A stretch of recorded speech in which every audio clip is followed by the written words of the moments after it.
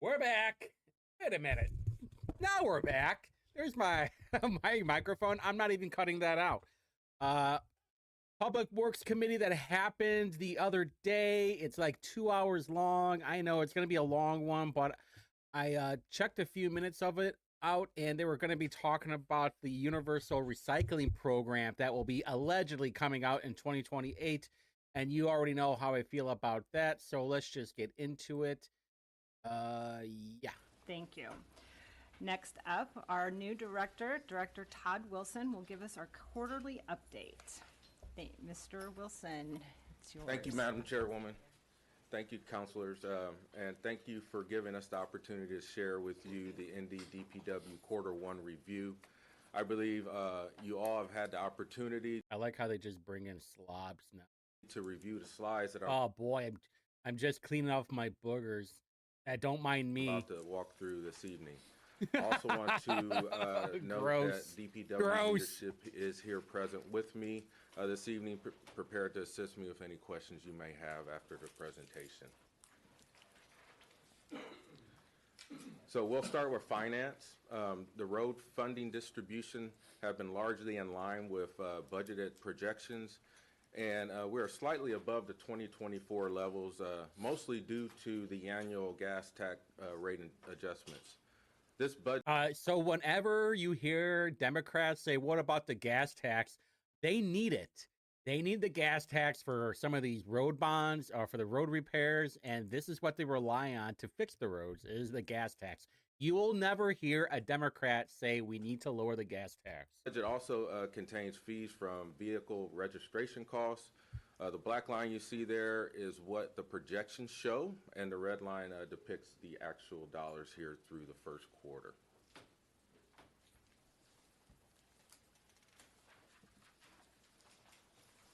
Here is our current staffing picture showing our largest group of operations holding about 50 vacancies, positions, with 18 positions currently in the hiring process. You can also see that engineering and fleet hold a large percentage of their group as vacancies as well. We are hopeful that some pay equity decisions recently made on the technician side of the fleet services will help us attract and retain these critical positions. You know, people don't talk about of like why are these fleet positions empty or why aren't there people wanting to do it? That's because of COVID. That's because you were forcing all these people to wear a mask, to get a vaccine. And you think that any blue collar person is going to be okay with that? Spoiler alert, they're not. And so I would recommend people not ever, no blue collar person to ever work for the city. To note, vacancies are slightly down from the last report given.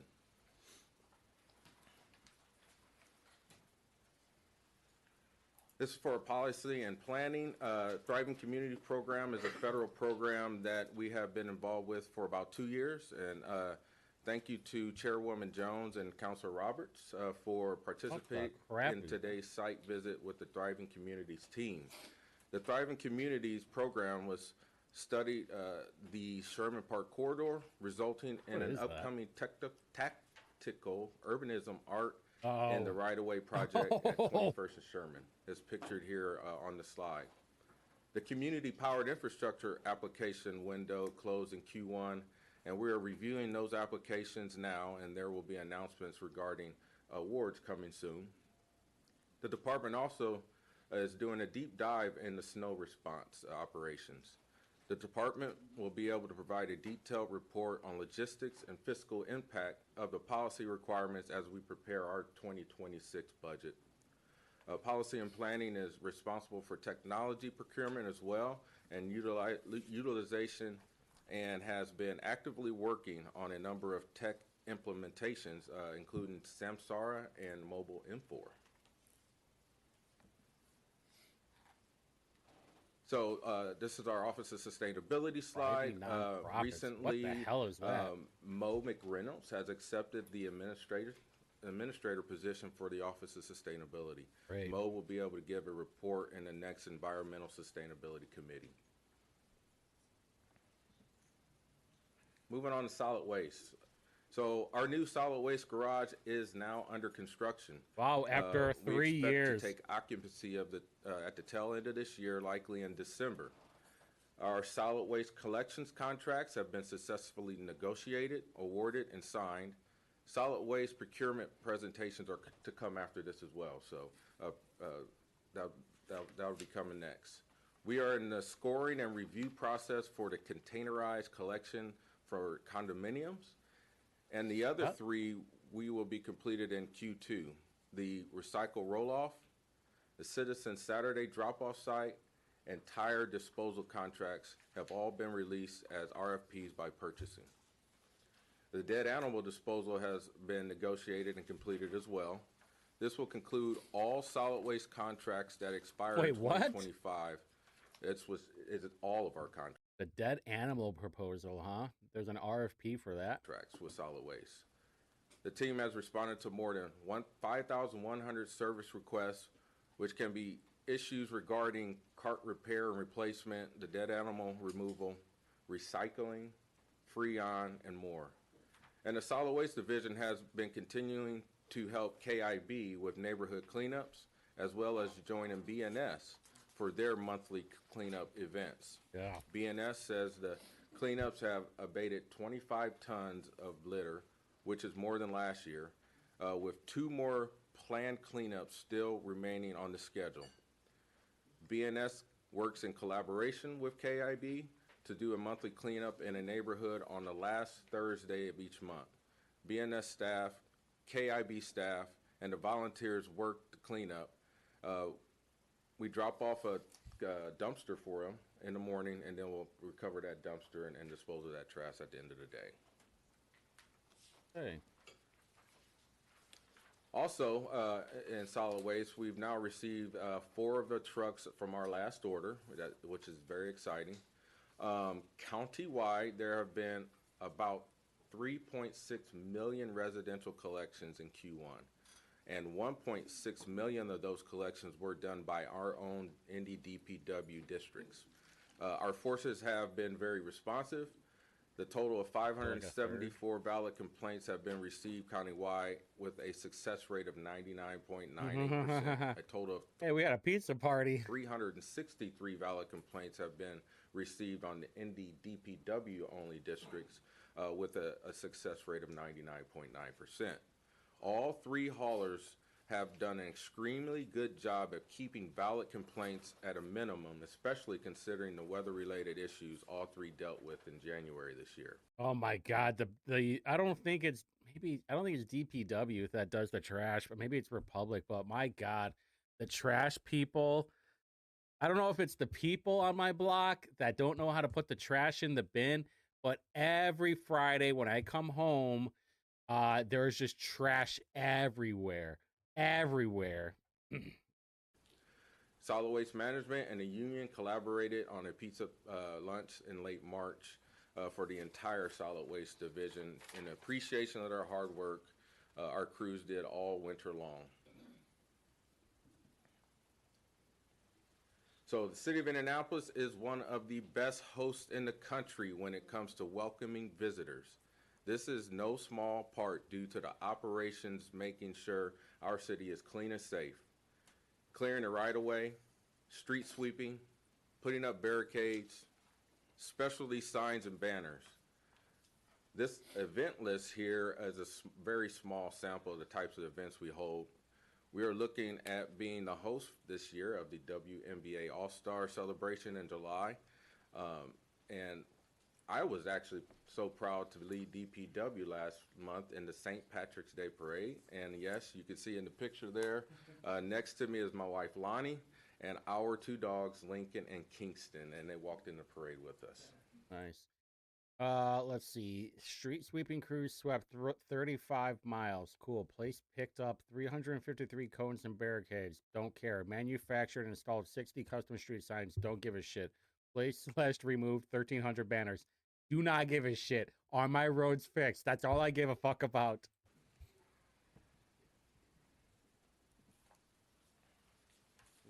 I'd also like to highlight the efforts of our group that handles forestry and stormwater operations. This crew keeps our waterways clear of debris brush cutbacks, and tree removals. Our crews were on standby during a recent major storm event that had a reported tornado clip the northwest corner of the county. Those folks helped keep our waterways clean, and they removed and hauled away over 200 trees in the public right-of-way. They did their job, what you're saying. So this is our slide for our environmental services. Basically, there's the numbers on the top tox drop collections, the hazardous household waste collections, and some of the water sampling that we do on our waterways.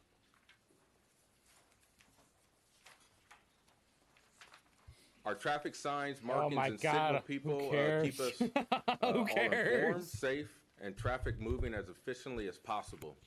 We can see here the numbers at a glance of what they have been able to accomplish in early 2025. Also, the Samco deal has been on the horizon for some time now, and I'm happy we've made that transition. We now can effectively manage our underground facilities and protect them from damage during construction projects. I think Samco is where they burn the trash, where they actually power a steam generator. If that's what I'm thinking of, if that's what Samco is the it burns trash and it powers a steam generator and it powers electricity. What it powers, I have no idea. And I guarantee you, nobody's going to tell me. Yeah, no one's going to tell me. Keeping our roadways clean and clear of debris is important to all of us. We have swept over 3,494 lane miles, picking up over 720 tons of debris.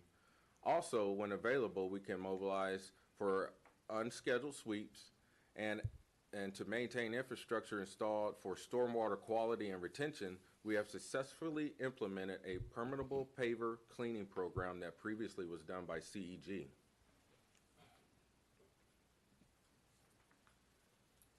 Our street operations staff performs a wide variety of tasks important to everyone. Clean up illegal dumping sites, snow response, filling potholes, and strip patching are a few of the core responsibilities of our street operations. By the numbers, 4,910 linear feet of roadway milled and patched, 155 tons of illegal dumping removed, 2,627 tons of asphalt filling for 130,000 potholes just in the first 3 months of this season. 49. And we've used an additional 21,000 tons of salt during our Okay, snow so I just checked all right, they milled and patched 4,900 linear feet of roadway. Now, I checked the math on that thing. It's less than a mile. Kind of crazy. Not exactly sure if I'd be tipping my hat on that. I mean, if the math is right, obviously. As well. Our fleet services is critical to the mobility of our enterprise. We manage over 5,000 pieces of equipment, completing 14,612 jobs with a 98% completion rate.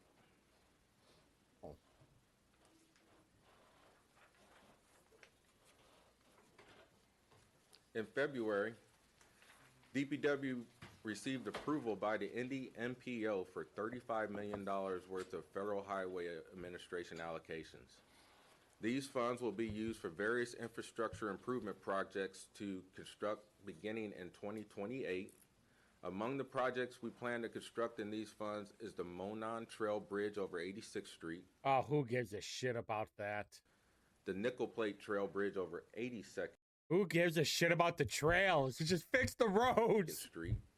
The new roundabout at 71st and Dean, and Phase 3 expansion of the Eagle Creek Trail. Oh my God! Raymond Street Bridge. $35 million down the drain. Nearly half of DPW engineering staff recently attended the 2025 Road School Transportation Conference and Expo. This year we had thank you taxpayers. Had 9 staff members either present or moderate during the day. We also had one staff member that presented alongside one of your council-appointed board members, Leslie Schulte, on the technical urbanism. Oh, so wow. Who cares? And then last month, my roads doing? DPW engineering or next month, I'm sorry, DPW engineer will receive a national recognition award in the American Council of Engineering Companies, ACEC, for Engineering Excellence Award. they're on just the making up Emerson awards Avenue now. Corridor improvements projects recently completed. So a very few project updates. This is a small sample of the projects that we have. The Nickel Plate Trail, which is personally exciting for me as I live very close to the trail. I don't care. We'll wrap up here Fuck trails. mid-year. I don't care about them. Projects like this are a huge catalyst for the economic growth around the corridor. How? And it also connects. How does this bring economic growth? All people are doing is riding their bike. They're not paying any kind of tax on it. If anything, they're gonna come by somewhere, get it like a $13 slushy from some garbage fucking place, and then that's your economic growth. How much is that costing the taxpayers while there are plenty of potholes to fix? Maybe if our DPW director or if any elected official had a fucking brain, they'd be like, hey, you know what? Before we get to these grape smugglers, maybe we should worry about commerce. Just saying. By trail from the Monon Trail up to the county line to the Fishers portion of the Nickel Plate Trail. In addition here, we have the Michigan and New York Street one-way to two-way conversion on the east side, set to wrap up this year with multimodal components involved with that. And we also have the Madison Avenue Road reconstruction project and interurban trail expected to start in June. The pre-construction meeting will happen next month. And strip patching crews are working daily.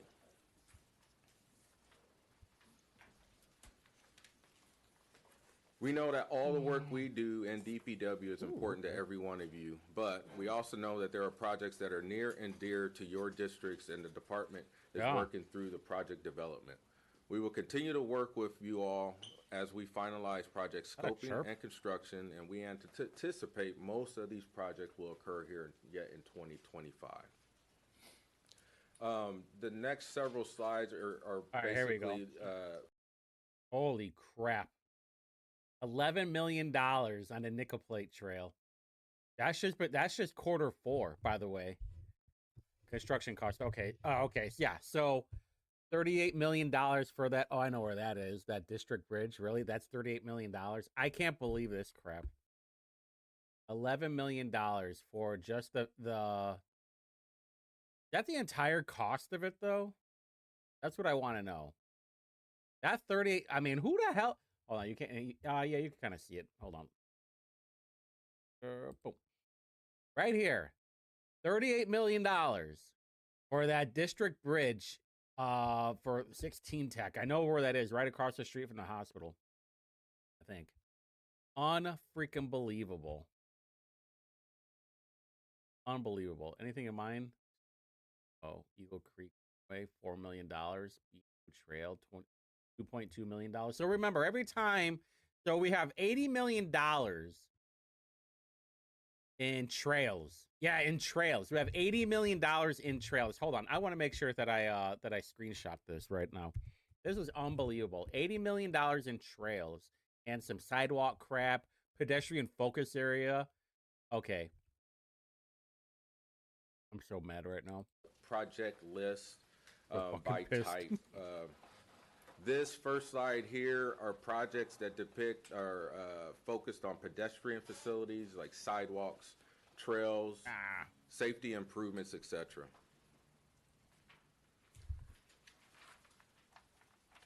This slide shows projects that focus on stormwater management like culverts and levees and our dam improvements. So hold on, you little mother. Hold on. Safety improvements, etc. Okay, we are spending more on trails than like stormwater issues, sidewalks and trails. We are spending more. This is unbelievable right now. This is blowing my freaking mind right now. We are spending more on sidewalks and trails than we are on stormwater issues. And we constantly hear from them, oh, but what about, hey, we're going to have problems in the future with climate change. This slide shows projects that focus on stormwater management, like culverts and levees and our dam improvements. Don't say. You see here larger stormwater-related projects, including drainage improvements along our major thoroughfares. This list here shows our program as it pertains to our bridges. To note, upon completion of the 30th Street Bridge over White River, we will immediately close 16th Street over White River for desperately needed improvements. You can tell that he does not care about this presentation. That's This slide Carlino. shows That's our those list of economic spots. development focused projects, our job order contract program, and projects related to multimodal initiatives. Fix the roads. God, transportation bridge. These projects are roadway improvements planned around the county. Of note, we have planned $20 million of residential reconstructions to bid here in July this year. And our final slide here, this list focused on traffic safety improvements and strip patching. Starting March 3rd, contractors mobilized. To date, we have placed. I can't over believe we're only 15,000 spending tons. $5.7 million on strip patching. That is nothing. Emerson Avenue widening. Safety improvement. God, my counselor is crap. That Tons of hot mix asphalt, which is we're about 50% complete with the strip patching program. So that concludes my remarks for today, and I'm happy to try to address any questions you may have. Thank you, Director Wilson. Comments, questions? Councilor Roberts. Thank you, Madam Chair, and Oh, hey, obviously, guys. great job for your first quarterly presentation. Also, thank you to DPW big time. I know for Councilor Boots and I are our constituents. 82nd Street, as was on the presentation, you guys did an outstanding job. It was done very efficiently. It was done on time, the day of, and I know people are really happy with how it turned out. One really small question on here. I know I don't nitpick too much on here, but for the construction season 25, the last slide, there's something about deployment of MyoVision Core, and my district is a part of that. I don't know if I'm familiar with that program, and I probably mispronounced it, but what is that program, out of curiosity?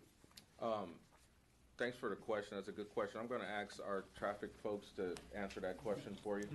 Nathan Sheets. Yeah, Nathan Sheets, Deputy Director of Engineering.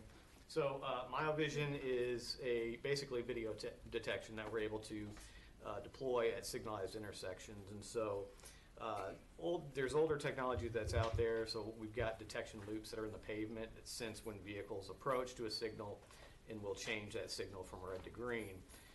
There's what's called video detection, which has a lot of other features available associated with that. So there's basically a camera that's installed at the intersection, can sense when a vehicle approaches to make that change. But what it can also do is allow us to do real-time traffic counts and then adjust our signal timings based upon those new traffic counts. So somewhat new technology. We've got a number of intersections that exist today.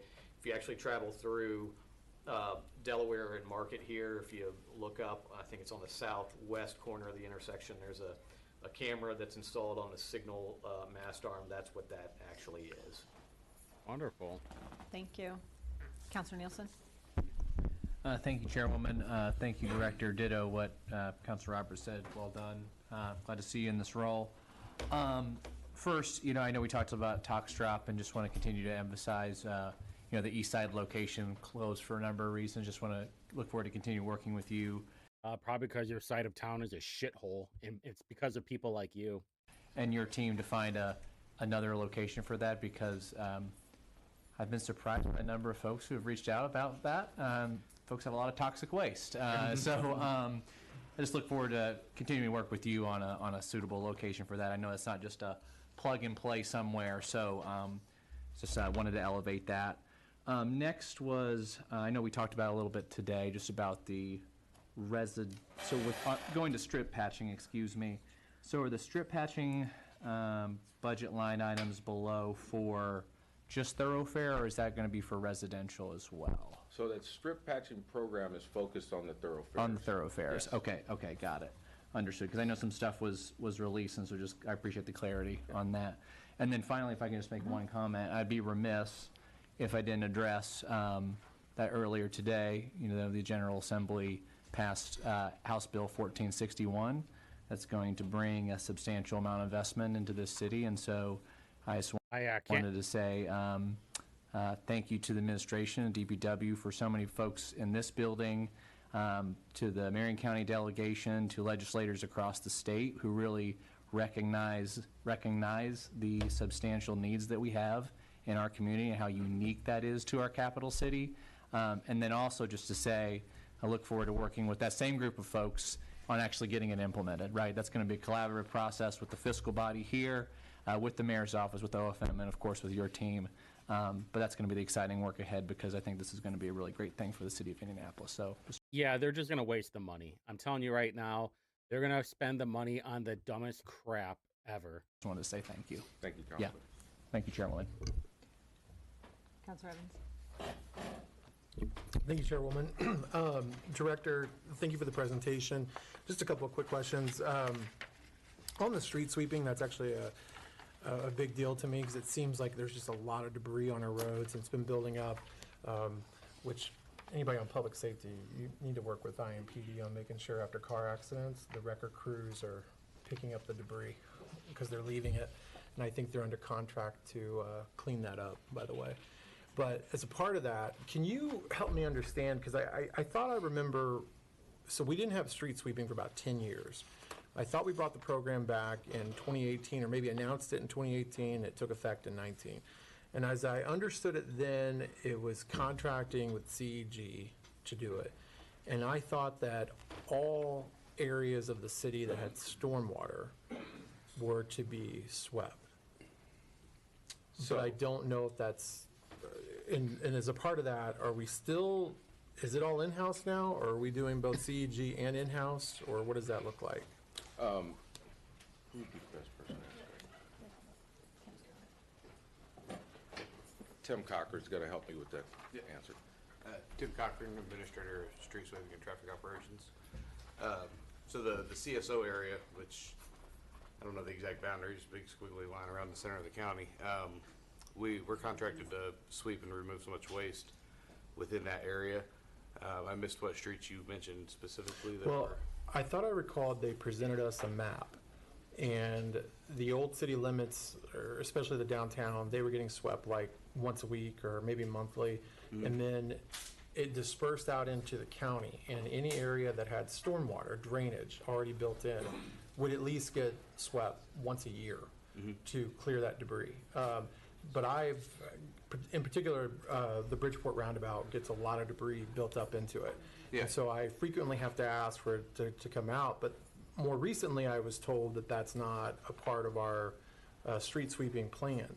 And so Right. I was confused, because there is stormwater with that roundabout.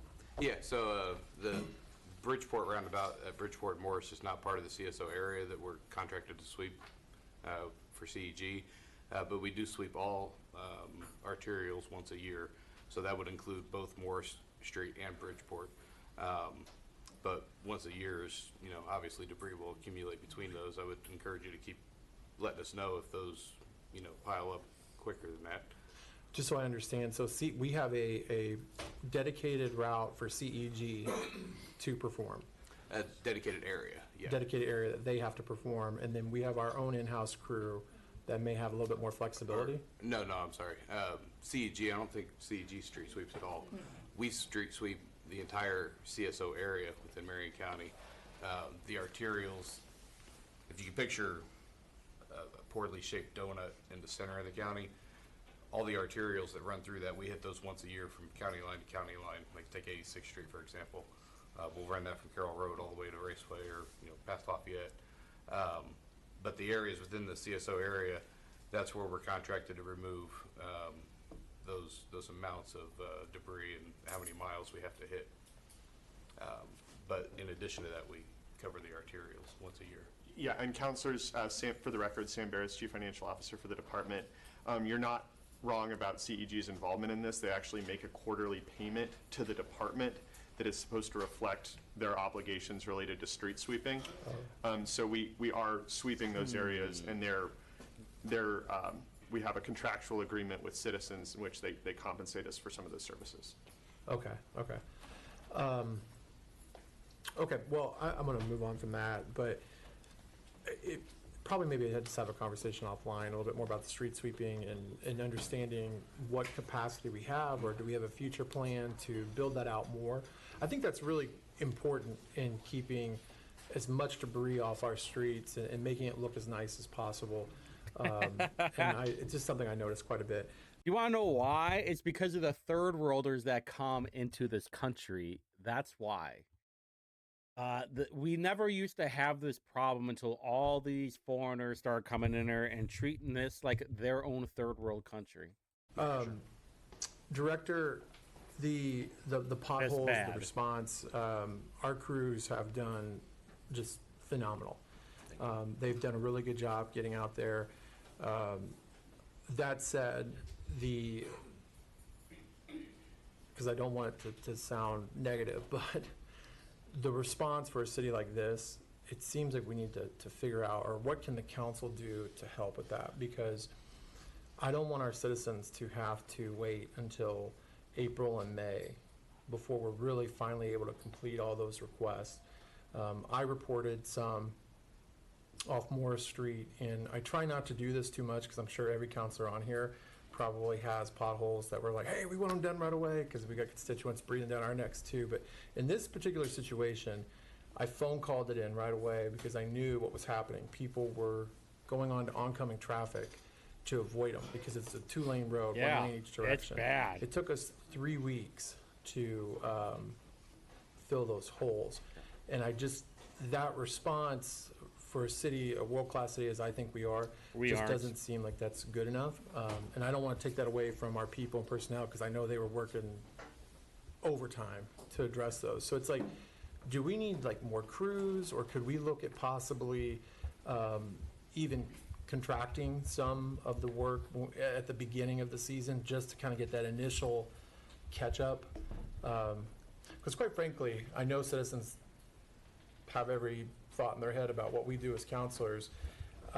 I drive the same roads, and I catch myself at times like getting angry, and I'm like, well, I'm an elected official. I've got nobody to yell at. You know, I've got to figure this out myself.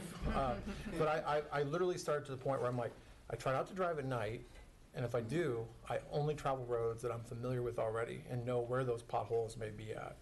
Now imagine that you are an elected official and you are admitting that you are handcuffed to the policies that you implement. Basically, you were voted to do a job. You know what the biggest problem is. It's the roads and the potholes. And you're just like, not $45 million for trails seems like a better investment than actually fixing the potholes or strip patching.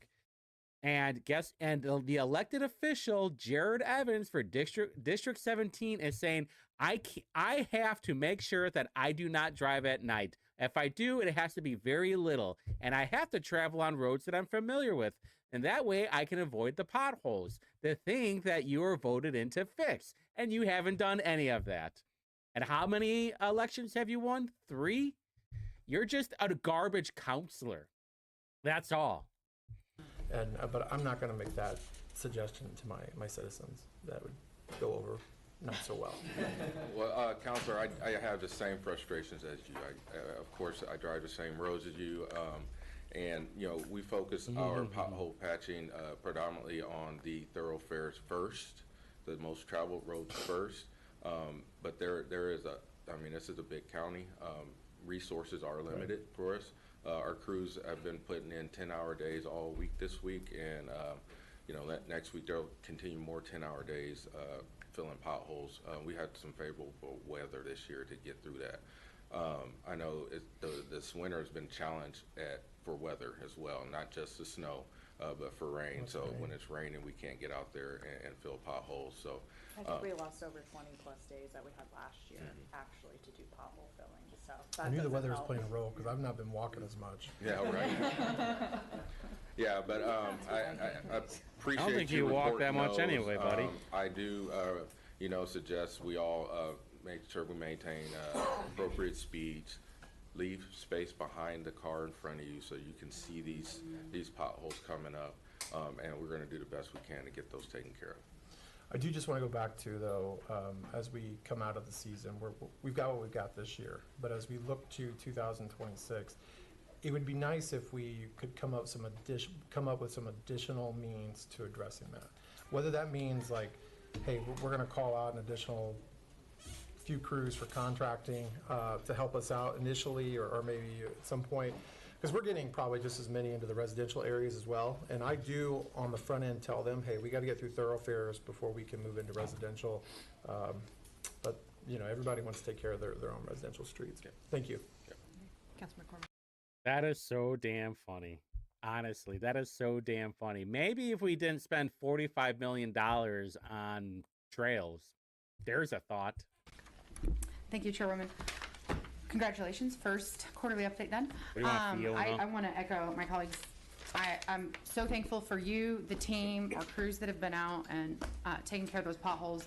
One of the things I wanted to bring up is maybe like with the mix with the potholes, I know there's been some technology advances, and so I think there might be some conversations that we can have about a more efficient or a longer serving purpose for our patches. And so I would be happy to join in that conversation if you're open to that, because I think there might be some opportunities there. Just to ask, so very excited. Girl School Road project is going to start on the west side. If anybody has been over lately, especially if you go to Ben Davis High School, you feel like you're on a rumble strip for the entire mile part of the road. But do we have an estimated start time on that and where we're going to start? Because it goes from perimeter all the way up to 21st, so it's a long strip. Just so our folks on the west side can know where it's going to start and when. Yeah. Do you know when it's going to start? I don't have that information. Nobody knows. We can Nobody get knows. that Perfect. start date to you. Yeah, that would be Yeah, great. I think, absolutely. I know I put my head down the 16th Street Bridge. I think if folks can start thinking about planning for their other routes or whatever they might need to do, I know there's some folks that would like to plan for that. And then the last is, very excited about the trails that are investment that's coming in this year. The B&O and Eagle Creek actually cross in my district. So they cross in my district and they run through all three of ours. Oh, I'm sorry. Does It's Eagle Creek $80 million. $80 million, not 45. So thank you for that 45. investment. I know It's we're- $80 million on sidewalks and trails. And some comments. Thank you, Director. Oh, and by the way, shout out that to- $38 million 16 Tech District Bridge, I don't think it's meant for cars because it would be under here. Let me show you. I got the thing right here. Because you have transportation bridge over here and you have sidewalks and trails. So that's really meant for a trail, a $38 million trail because it's a bridge. And it's, what are you going to do? Hold like a moped or something? It's just crazy, man. How much money that's wasted. Someone got paid. the team who came out late hours, early hours, and helped clean up from the storm. Claremont was hardly hit. That northwest corridor definitely, citizens were very appreciative of the response. I think there may even still be some trees hanging out in some alleys, and so working with residents to make sure we have everything cleaned up. But thank you. That was really nasty, and I'm glad everyone was safe. I wanted to actually piggyback on something that Councilor Nielsen brought up about tox drop. I think not just in that area, what I've seen countywide, Director, is, and I know especially the south side too, lines are incredibly long due to the demand, due to the lack of access, long Okay. lines, wait times, and individuals that becoming a barrier to doing the right thing. And that's a concern to me. I think the long lines also present, traffic issues in the public right of way. And candidly, my strategy is like wake up at 0, dark 30 and get there before the crew's set up. And I'm lucky to be able to do that, but I don't think that's a solution to the general public. And so as Councilor Nielsen said, I know you can't just stand up some of these facilities and the boxes and things. I don't see Yes, I see you hiding back there, Mr. Joyce, but I know you guys do great work, but this is something that I think is contributing to illegal dumping as well. You're always going to get illegal dumping. And then ultimately costing the city more dollars. If residents are willing to wait in long lines to do the right thing, I think we should do better to accommodate that, and do more than maybe just Saturday rotations and think about expanding that. I think what that would also do is, provide jobs as well. Yeah, how are you going to pay for it then? But this is why this dumb broad should not be an elected official. How are you going to fund it? You're going to have to raise taxes, or you're going to have to fine people, or there's going to have to be a fee for it. A higher fee. And there's really, if there is one, highly trained professionals that can do this disposal work. And so leaning on Republic and our partners over there to help realize what an expansion might look like, I think at least can speak for Councilor Nielsen and myself, we would be in support of that. And as a council walking alongside you and funding that. And then finally, Chairman Evans is right, like those residential roads, I know the major thoroughfares are heavily traveled, but I leave my driveway multiple times a day and have a large pothole in my own driveway every day. And so I think that's incredibly important too, is that, those connector streets, to use the snow removal map, like, yes, it's a residential road, but it is a connector street as well. And so we're talking about school buses, larger equipment, and then again, just heavy traffic because it's a connector street. And so maybe prioritizing those secondarily before we move on to, residential street that maybe has 5 neighbors on it. That would just be my final comment. But thank you to you and your team and the AFSCME crews for getting out there, doing the heavy lifting of not only the hot mix, but some of these trees, the mature trees on the northwest side were pretty wild and gnarly. So thank you very much for your service. Thank you, Appreciate your Counselor. comments. Yeah, thank you, Counselor. I can give you an update on that Girls School Road. Okay, cool. Jason Law, Administrative Construction for DPW Engineering. So project ST 29020 Girls School Road from Perimeter Road to 21st Street is scheduled to bid 8/1/2025 with construction scheduled to start 9/15/2025. Do we know what part it's gonna start on the south side, right near Perimeter, near Girls School, or 21st Street, sorry? Unfortunately, it doesn't give me that information, right? Do you have a preference on where it does start? I mean, on the north, the 21st would be great, because that's my district. This was my project. So the south side. Let you two fight over it. Okay, Counselor. Thank you, Madam Chair. A couple of quick comments and a couple of quick questions. Thank you, Director. One, just to echo what we've heard, particularly with, I think sweeping is, and street sweeping, because particularly with all the pothole problems, creates a lot of gravel, that becomes a safety issue for biking, walkers, in cars. And I know it's impossible to sweep the entire county, but maybe have a request system, so if there is an area that's particularly heavy in gravel. We also know without sweeping, we get weeds, extra trash, weeds grow cracks crumble pavement and concrete, and that just exacerbates and accelerates the deterioration of some of our infrastructure. Potholes, I've got an answer in my area. The Boy Scout troop self-patched several chuck holes in a neighborhood. Hey, I tried doing that on my street, and I was told that I was not allowed to. So I don't know how they were able to do it. No, I know you don't like that. It's probably not legal, but they were so motivated because the neighborhood was so frustrated. The Boy Scouts came out and just went to Lowe's and got a bunch of stuff. I literally emailed DPW. I emailed the trustee's office. I emailed city councilors to find out, was it legal for me to fill my own pothole? And I could not get a straight answer from anybody. But so they said it's probably not legal. Patch. How long that lasts, I don't know. But so you can go and get cold patch. You can get a bag of it, a large bag of it at Lowe's for like $15 or $20. You can just fill your own pothole. You know what? Fuck DPW. When there's potholes, if there are potholes right now on my street, I'm just gonna go and do it myself. But back to the connectors, just to confirm, I understand our pothole filling policy mirrors closely our new snow removal. We got arteries, thoroughfares, connectors, then residential is the last third tier. Is that accurate? Yes, sir.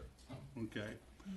And then finally on the finance issue, I was looking at your first screen. I know I've heard this before, but I'm forgetting why in Q3 of '25 we see the budget projections with such a significant dip. That is the start of the state fiscal year, and so they take their portion off the top before it gets distributed to the cities and towns, and that always happens in August every year. Well, of course they do. Yes. Okay. Why wouldn't they, right? Thank you, yeah. Counselor Bain? Thank you, Madam Chair, and thank you. State fiscal year, and so. Finance issue, I was looking at your first screen. I know I've heard this before, but I'm forgetting why in Q3 of '25 we see the budget projections with such a significant dip. That is the start of the state fiscal year, and so they take their portion off the top before it gets distributed to the Well, there you cities go. and towns, and that always happens in August every year. Well, of course they do. Yes. Why wouldn't they, right? Thank you, yeah. Counselor Bain? Thank you, Madam Chair, and thank you, Director, and yeah, congratulations on your first quarterly report. Going off of what Councilor Evans said, because I think I say it almost every Public Works Committee meeting, complaints about our roads is 95% of my inbox, and it's 95% of my constituent correspondence. I'm sure that's what everybody ran on too.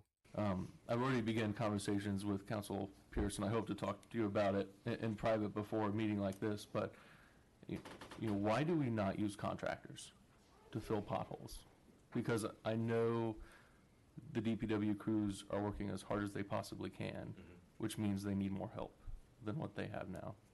Yes, we do. We absolutely need more help. It could be, multiple reasons, financially, could be a reason, just paying those contractors to get out there. And it's just the resources, we're lacking in resources to tackle them in a timely manner. So why don't we use them? That's a great question. We can explore that opportunity and see what that looks like.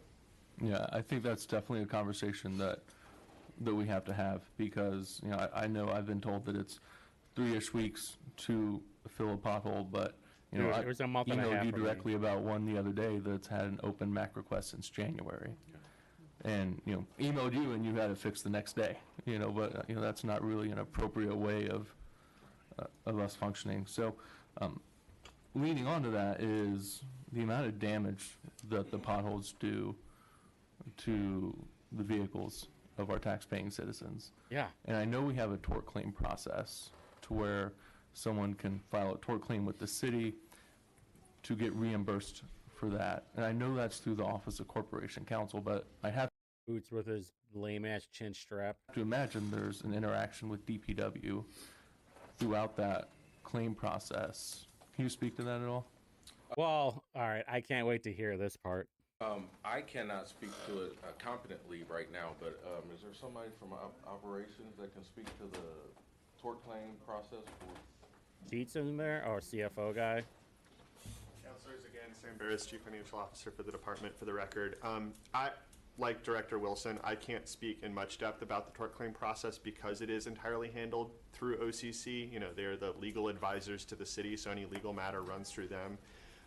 When citizens have tort claims, they're the office that processes it. So in terms of how often those claims are successful or not, that's information that we don't have. We are charged, our budget is charged back to the extent that all of the settlements the city pays out are our responsibility, so they try to reflect the cost in each department's budget, but we're pretty hands-off in terms of who actually There it manages is. that. Okay, yeah, because I hear almost every year that it's less than 1% of tort claims that get paid out. Yeah. And Even if Boots we're is not recognizing it. to take the proactive measures of getting contractors out there and expanding our workforce to get the potholes filled, then we have to start reimbursing our citizens, because I kind of view it as a tax that our citizens are having to pay. Yeah. For the poor road conditions. I had a single mother who lives in a low-income apartment complex send me a picture of a receipt for $2,000 that she does not have to fix her vehicle, and it's her only means of transportation. And so those are the things that. Well, you know, I yeah, think but yeah, we're gonna spend $80 million on trails. to get lost on us when we talk about road conditions. It has a real financial impact. Like on this administration, the departments, people like Carlino, people like McCormick and Jared Evans, they don't care about you. This is what you all you low income Democrat voters, those people do not give a shit about you. Those Democrat elected officials, they don't give a fuck. But yet you keep voting them in and be like, hey, but at least we're getting our trails. At least we're getting some bridge that you can ride your bike on, even though Fiona McCormick is a giant fat ass. Our citizens. So I think we have to seriously have that conversation about the contractors. So I will tell you what I heard was that I remember asking somebody about this before, and they told me that if the pothole, you have to report damage to your car within 10 days of the pothole being reported. And then you have to send it in, then you have to show proof of it. Basically, they're trying to prevent some fraud stuff. But yeah, like I thought that was like completely ridiculous. Like, well, how am I supposed to know if that pothole was reported within that 10-day period? Because they're expecting is like, well, if we don't report, I think that if the pothole has to be fixed within 10 days, there's some like weird period of it. I don't know if it's between during that 10 days or after the 10 days that you have a chance of getting your money back. But you know, this is just what bad leadership looks like, bad administration, and these Democrat elected officials do not care about you. I guarantee you, if Josh Bain was in, you know, the leader of the Marion County GOP party, for the council anyway, that he would be pushing this way harder than Michael Paul Hart, because Michael Paul Hart doesn't give a fuck either. I know Councilor Nielsen mentioned 1461 passing, and I think it's the most important bill that they passed this year, actually. Part of that is a $50 million match that the city has to come up. This is where it's going to get interesting, because it's like the Community Crossings grant. It's a matching grant. With the funding that's not already going towards infrastructure and has to be spent, you know, on asphalt or concrete, on actual vehicular roads. It can't be used on trails or stormwater or anything like that. Given that it just passed today, I know you probably haven't had official conversations about what that looks like as far as its effect on our budget next year. But I think we also have to start having conversations about where we're going to look at within the city budget for that. I don't see a need for us to raise our wheel tax to come up with that $50 million when we have a $1.65 billion budget, probably. And spending $80 million on trails. Going up to 1.7 or 1.72 for this next year. You know, and I think we really have to have the conversation now about where we're going to come up with that $50 million. And I don't know if you don't expect them to. We've already started having those conversations as the bill's been moving for 4 months, but you know, we'd love your feedback on that. Yeah, no, this is a historic time for us as a city and the state passing that bill today.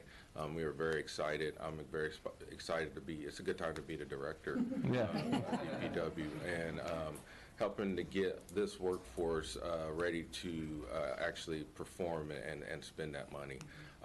Now, the financial piece on how we raise that money, we have not gone in depth with the conversation on that. We're not going to either. I know we will be having that conversation starting probably tomorrow, right?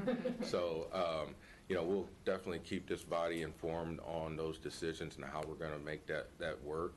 But yeah, it is very exciting, and we got a lot of work to do. As far as the tort claim process and how that works, I'll do a little deeper dive for you, Counselor, and let you know what I've come up with in that process. Okay, I appreciate it, because yeah, I've had conversations with, you know, our caucus attorney, our council attorney on it as well, and you know, if we're paying out less than 1% of tort claims, I guarantee you more than 1% of the tort claims due to the poor road conditions are valid. Sure. Thank you. Thank you, Counselor. Counselor Boots. That's making me wonder how many torque claims there Thank are. you. Quickly, I'm sorry, I meant to mention this earlier, and Josh, Councilor Baines reminded me. It has to do with the MAC. I may sound like a broken record here, but I think the MAC needs a lot more attention and support because it is the most public, one of the most public-facing enterprises, if you will, that has a regular interaction with the city, or the citizenry, I should say, but yet I get probably the most complaints between roads and the MAC. Because the MAC has difficulty, as I understand their database. What? Pothole request comes in, gets a case number, they bounce it to whomever on your end, and then it's closed. Oh. Well, the citizen calls back a week later, where's my case, what's going on? Oh, it's closed. It hasn't even started yet. And we're telling the public, your cases are closed, and I just, endless frustration from people on that. And so to the extent, and I'm sure, I don't know the stats, but I would tend to guess most of the MAC calls are going to DPW. Yeah. So I think it would behoove all of us to improve that process and make it more truly a mayor action center and not a mayor, I'll take your message and maybe someone will get back to you. I just wanted to say, one, we greatly appreciate the Mayor's Action Center, and my team has been working very closely with the Mayor's Action Center on exactly what you're talking about. So essentially when a resident calls in to the Mayor's Action Center or puts in a request through Request Indy, that comes over to our team and we assign those work orders. It has been our kind of standard process that then we close them out because they've been assigned as work orders. So then when that's showing publicly, it does obviously create some confusion for residents, and that's completely understandable. So that's something that we've been working through with their team, and we're trying to come to kind of a better public-facing solution, because that is not something that we expect residents to this understand. This guy right here looks like the Family Guy dude who is like, draw me. Okay, so remember his face, all right? This guy right here with the sweater vest, not the guy with the hat. Am I right? Dude, am I right or what? That's so funny. That's where I've seen that guy before. In terms of internal processing. The other thing I wanted to mention with closed out cases is duplicate cases. That is a hot topic. So when those reports come through, if a MAC rep takes a report and it is a duplicate, that's still taken down. That being said, there's the work order that it generates internally, and any of those other duplicate reports are going to be automatically closed out to the residents. That doesn't mean that we're not getting them. We are getting that data, and that is a work order on our end. That's just, again, how that technology is interacting. So these are all issues that we are aware of and we're working through with the Mayor's Action Center. There's a lot of technological components with the way that our various softwares interact that we're having to look through, but I'm really, really excited about the collaboration that we've had with Alex Rollo, the administrator of the MAC, and her team, and I just want to thank them for all of the efforts that they've put into working with us to resolve these issues. Great. And you may not be the right person to ask this question, but since you're standing there, you're the lucky one. I'll give it a go. Last year, we allocated some additional money to the MAC for what we were told software upgrades. Might that appropriation have anything to do with what you just spoke of?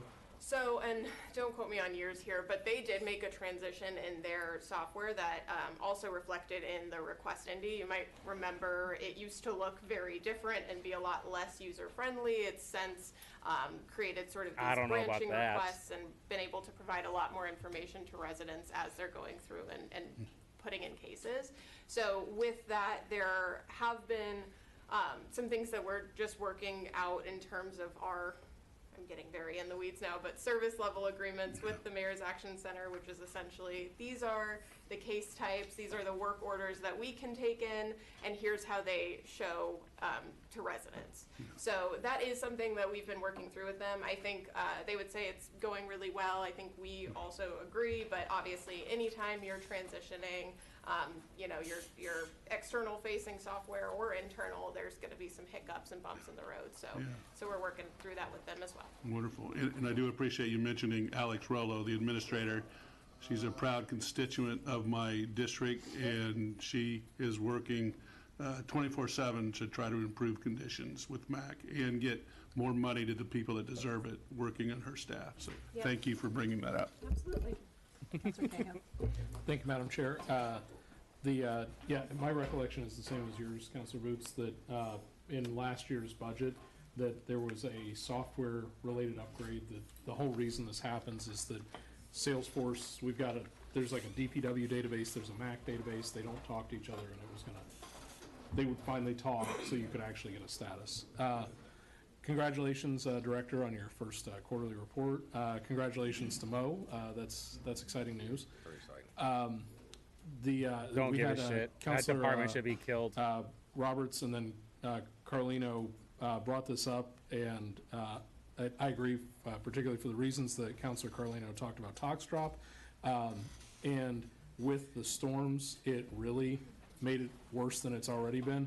So my ask, I guess, would be, I'm supportive of additional locations, but to the degree that Perry Township Government Center is one of only two, or like this past month, one of one, that can we get the frequency back? So we used to have, I think it was 4, and then we had 4 Saturdays a month we were doing tox drop. And now we have 2 sites and we're doing 2 Saturdays. Could we, even if we don't find in the interim more locations, can we at least run it twice as often? Because as Councilor Carlino pointed out, in Perry Township Government Center is in a residential area, and that traffic loops around and backs up, and the neighbors are not a fan of this. They are not happy. I think that if we just weren't putting a city of 1 million people into a residential neighborhood on one weekend a month, even if all we do is, that's the location, we do it 4 times a month, I think that would, in theory, that would reduce that Saturday's traffic 75%. On the list of projects, I hope this is an oversight, but I looked through the districts for the different quadrants, and Vice President Brown and my district are not listed on there, so I hope that's just an oversight and that we are in fact getting residential repaving. But if not, I'd love to know about that. And then to build on the street sweeping conversation, I am supportive of everything Councilor Evans talked about. That we used to street sweep, I don't know if it was all the streets, but certainly all the streets that had stormwater drainage. And I can tell you the street right outside my house it's residential, but in the years that it has been since we have not swept that street, the amount of stuff that is building up is, I cannot clear that storm drain enough, because every time it solidifies when it dries, and then it rains and it turns back to mud, and then immediately clogs the drain, and then the street floods. And if it happens during wintertime, it can freeze. I agree with all the comments we've heard, where I personally believe that is accelerating the deterioration of the roads. Mostly the curbs, and I see that on Rockville. When I was running for council in 23, I actually cleaned one side of Rockville from Lyndhurst to the highway, Mickley, which was a son of a bitch.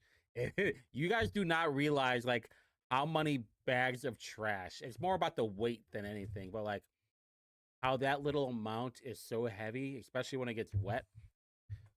It was like 25 bags of trash is what it took me, and I was doing some renovation at the time, so I already had a dumpster. I'd love to see if we have, whether it's a map, if it's sort of like the Snow Force viewer, with when the street sweeping is occurring.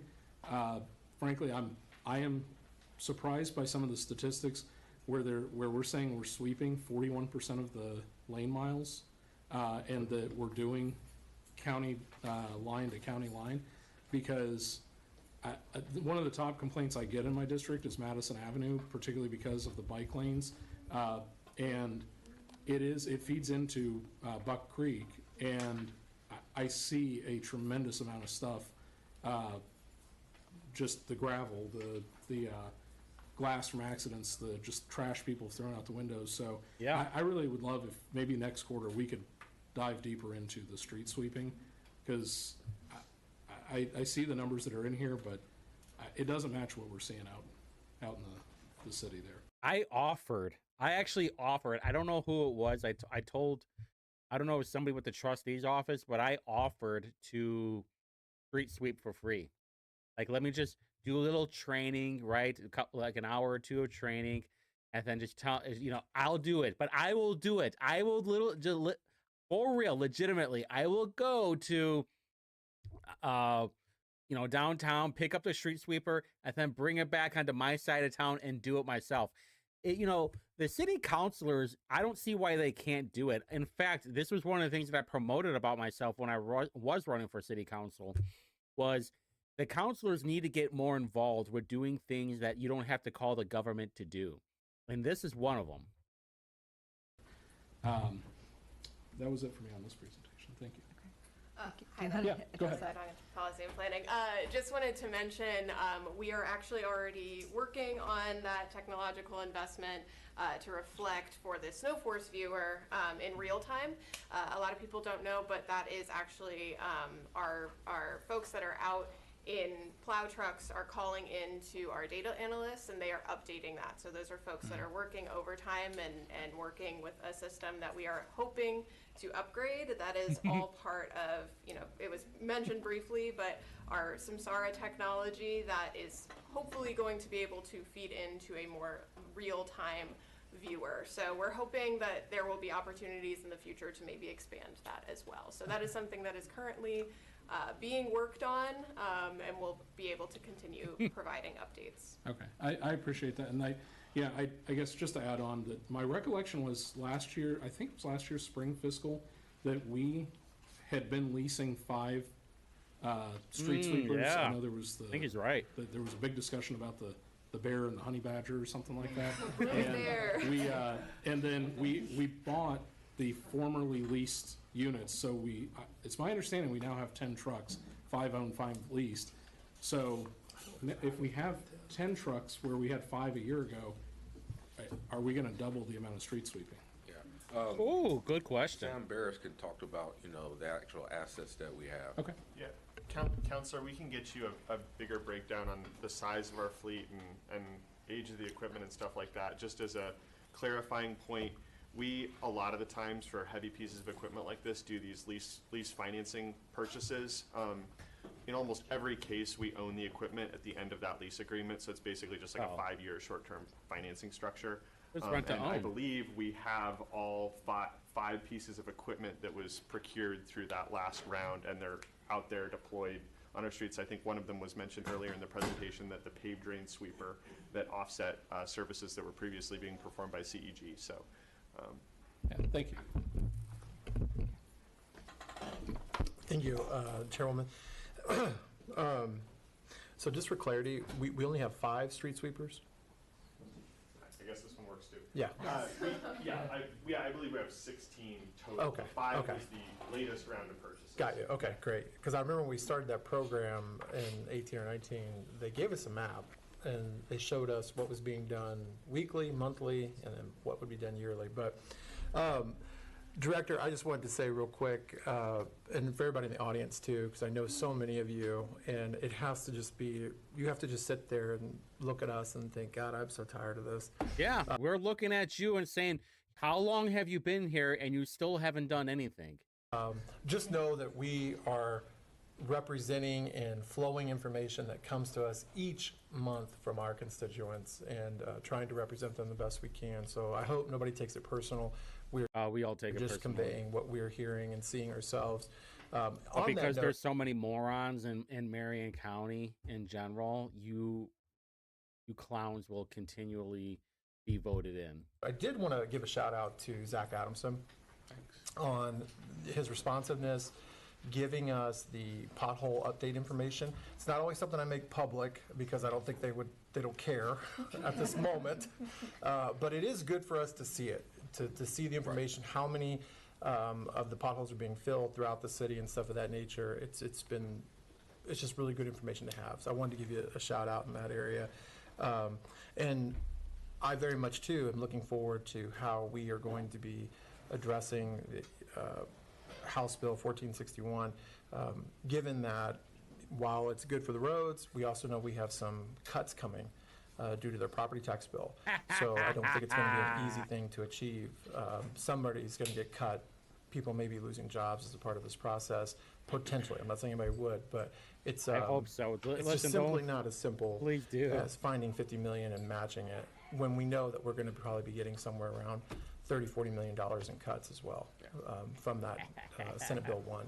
So I think Oh, it's by the important way, that you will have the option to raise the local income tax, and we know that you will be doing something.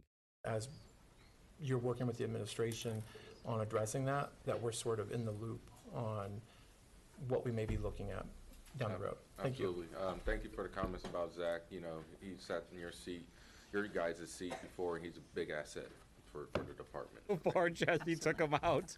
Thank you, Madam Chair. And thank you, Councilor Cahill, for bringing to light the residential nature of that neighborhood. So there are 2 current locations for Talk Shop North, Northwest and South. And so it was actually a West Side resident who called, and they're trying to go down to Perry to do the right thing because they can't go on the regularly scheduled one. So again, even from a constituent with relative access compared to someone maybe from the east side and what have you, that's just not really acceptable. And then the final thing that came to mind when we were talking about residentials earlier is that before your time, Director, the team provided the counselors with a residential roadmap that was sort of color coded and sort of stoplight highlighted to where I think it was based on old PCI, but essentially, as we make our decisions to work with the department on some of the residential road work that's happening through the D4 team, it would be really helpful to bring some of those back. I know the council boundary maps have changed since then, but we know we haven't done work in those neighborhoods. So if they were, red or orange, I think the colors were for the worst neighborhoods at the time, it would be helpful to know. I also think since the maps did change due to the redrawing of the maps due to the census data, for new counselors that are incoming, but also who never saw that map for their district, but also for those of us who were on but maybe acquired new territory through precincts that we didn't have before and not knowing sort of the work history with those neighborhoods in terms of the attention that they've received from our streets team. So that's something that I think not only have I requested, I believe back in February, but I think members of this council, not just on the committee, but all 25 of us would really appreciate as we work with the departments to do some of those things. I think we want to make decisions together, but also really prioritize an area of need that's needed it for a while. So with that, I'll yield back my time, Madam Chair. Thank you. Thank you. Councilor Bain? Thank you, Madam Chair. Just piggybacking off of the comments that Chairman Evans made regarding Senate Bill 1 and the property tax cuts, I think just for edification, the most recent draft of Senate Bill 1 that the governor signed, in calendar year 2026, it would cost Marion County, I say cost, it's money that taxpaying citizens get to keep. It's not our money, it's theirs. Ta-da. But it's $43 million. But that's not $43 million to the city-county budget. It's the entire county. And property taxes mostly go to our township schools, our civil townships, and it also includes our excluded cities. So when you look at what portion the city-county enterprise budget is of $43 million for calendar year 26, it would actually be pretty minimal. And for calendar year 27, it's $32 million. And for calendar year 28, it's actually only $1 million. So it's not actually that much of a tax saving for our citizens, and I'd say that's probably a bad thing, but that also means that it's not much of a cut for the city-county budget either. We have other rural counties that are actually getting cut more than we are. Yeah. Thank you, Counselor. Any final comments or questions for Director Wilson in the quarterly review? That was like an hour. All right, Director Wilson, thank you very much for being with us this evening and presenting. And you are dismissed. Thank you very much. Thank you, Madam Chair. We will move on to our solid waste procurement review. Less than an hour now. Less than an hour. I We're don't have almost it. there. You don't have it? Okay, that's fine. We'll try to pull it up on mine then. I think we are. Okay, there we go. We just saved 3 All right, minutes. We're gonna hand it over. Alrighty. Well, thank you, everyone. Shoddy. This Hey. presentation Shoddy. has been a long time coming, and there has been so much work that has gone on behind the scenes to get us where we are today. So thank you all very, very much. This has been a years-long process, and it feels great to be in front of all of you and be able to give this presentation tonight. So thank you It's for about the allowing the time. recycling crap. So Shoddy. as I alluded to, this is the solid waste procurement presentation, by the way. Don't know if I actually said what we're talking about. So as I mentioned, this has been a years-long process to get us where we are today. Going back as early as 2021 when we hired our solid waste consultant, and they began conducting the solid waste minimization study and helping us with early procurement planning. Then we move into late 2023, early 2024 when we release the RFP for disposal and processing. And then into mid-2024 when we release the RFP for collection services. At the end of 2024 and in early 2025, we brought contracts for disposal and processing to board. And then in March of 2025, we brought contracts to board for collections. So then looking forward, January 1, 2026, that is when all of these new contracts go into effect. And then beginning 2028, we transition subscription recycling service to universal curbside recycling. How much is this going to cost the taxpayers? That's all I want to know. So I wanted to first begin by giving an overview of the procurement team behind the scenes. So our procurement review consisted of 2 members from DPW Solid Waste, 2 members from DPW Policy and Planning, 2 members from DPW Finance, and 2 members from the Office of Sustainability. And this process was also overseen by the City of Indianapolis Purchasing Division to ensure that we were following city and state statute.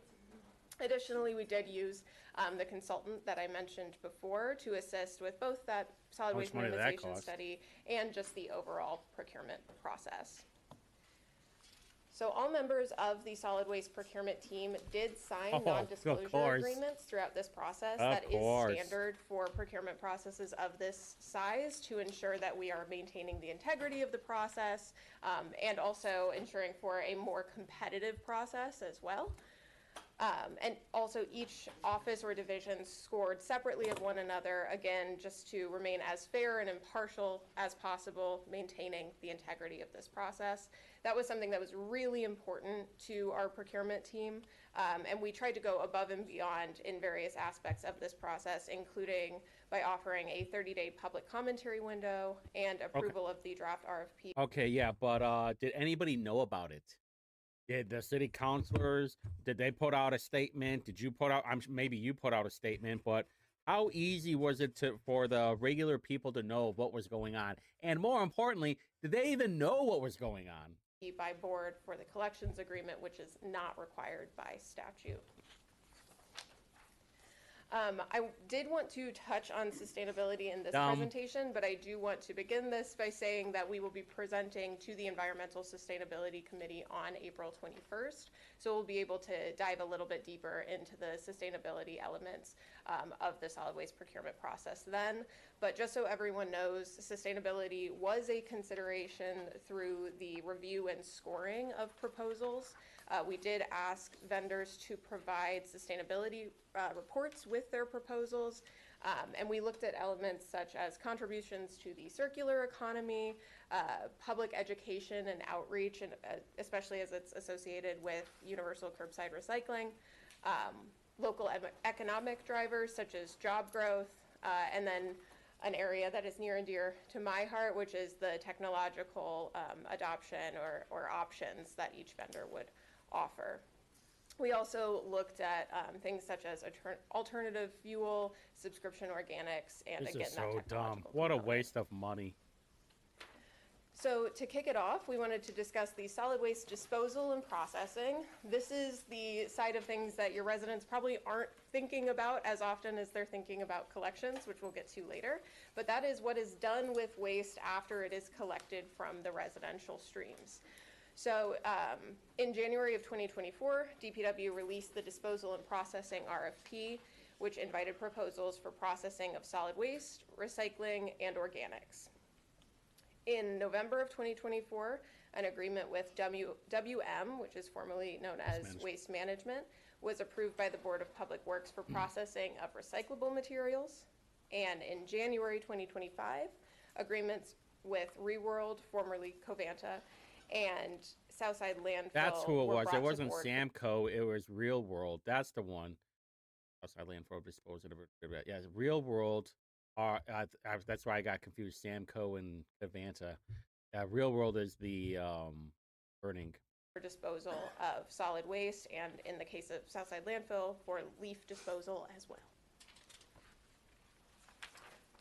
All right, thank you. So I'm going to briefly touch on the vendors that we've selected for the services that Deputy Director just outlined.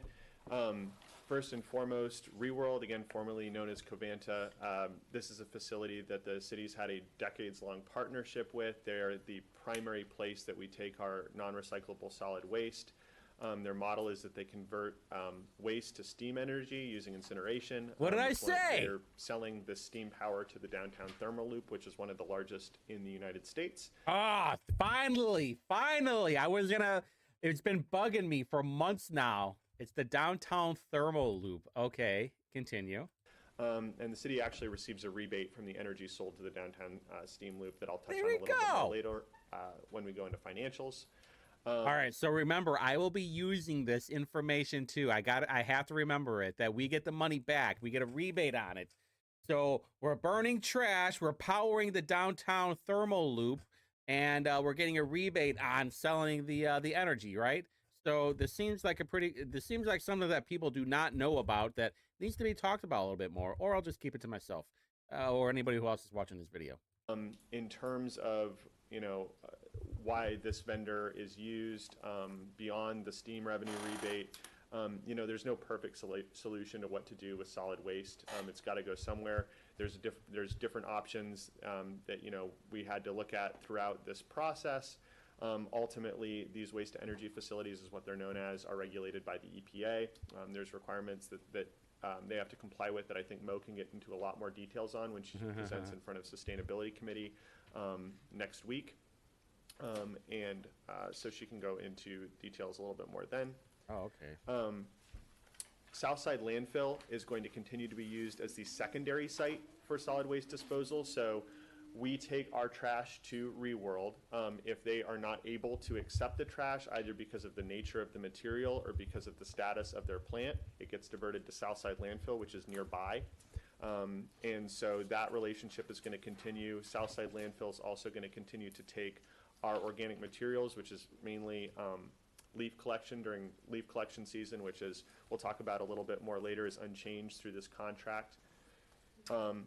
And then finally, WM is an existing vendor with the city on the collection side, but they're actually going to be playing a new role for us as part of this pool of contracts. They're going to be the company that takes our recycling streams. So right now that would include recycling taken to the drop-off sites around the city, but later on would include materials from the curbside recycling program. As part of that, they are planning to build a new $60 million facility here in Marion County. This is a material recovery facility. It's going to be a state-of-the-art recycling center that we feel very excited about, obviously, just because of the technology that will go into that facility, but also the economic impact on the community, and we're really excited to have them as a partner on the recycling side, too. So with that said, I'm going to turn it back over to Natalie to talk about the services on the collection side. Yeah, so now we're moving into the area that your residents probably know very well, and that is the collection side. That is setting out your trash cart, having it picked up, hopefully on time and on the day that you expected it to be. So trash collection refers to the collection of residential waste and disposal at these contracted facilities that we just discussed. So trash collection for districts 1, 2, 3, 4, 6, 9 and 10, as you can see on this What map the hell here, is that in were the awarded background? to LRS, Lakeshore Recycling Systems, and this accounts for about You 157,000 hear that? total units. As Sam mentioned, this does include leaf collection in the awarded districts.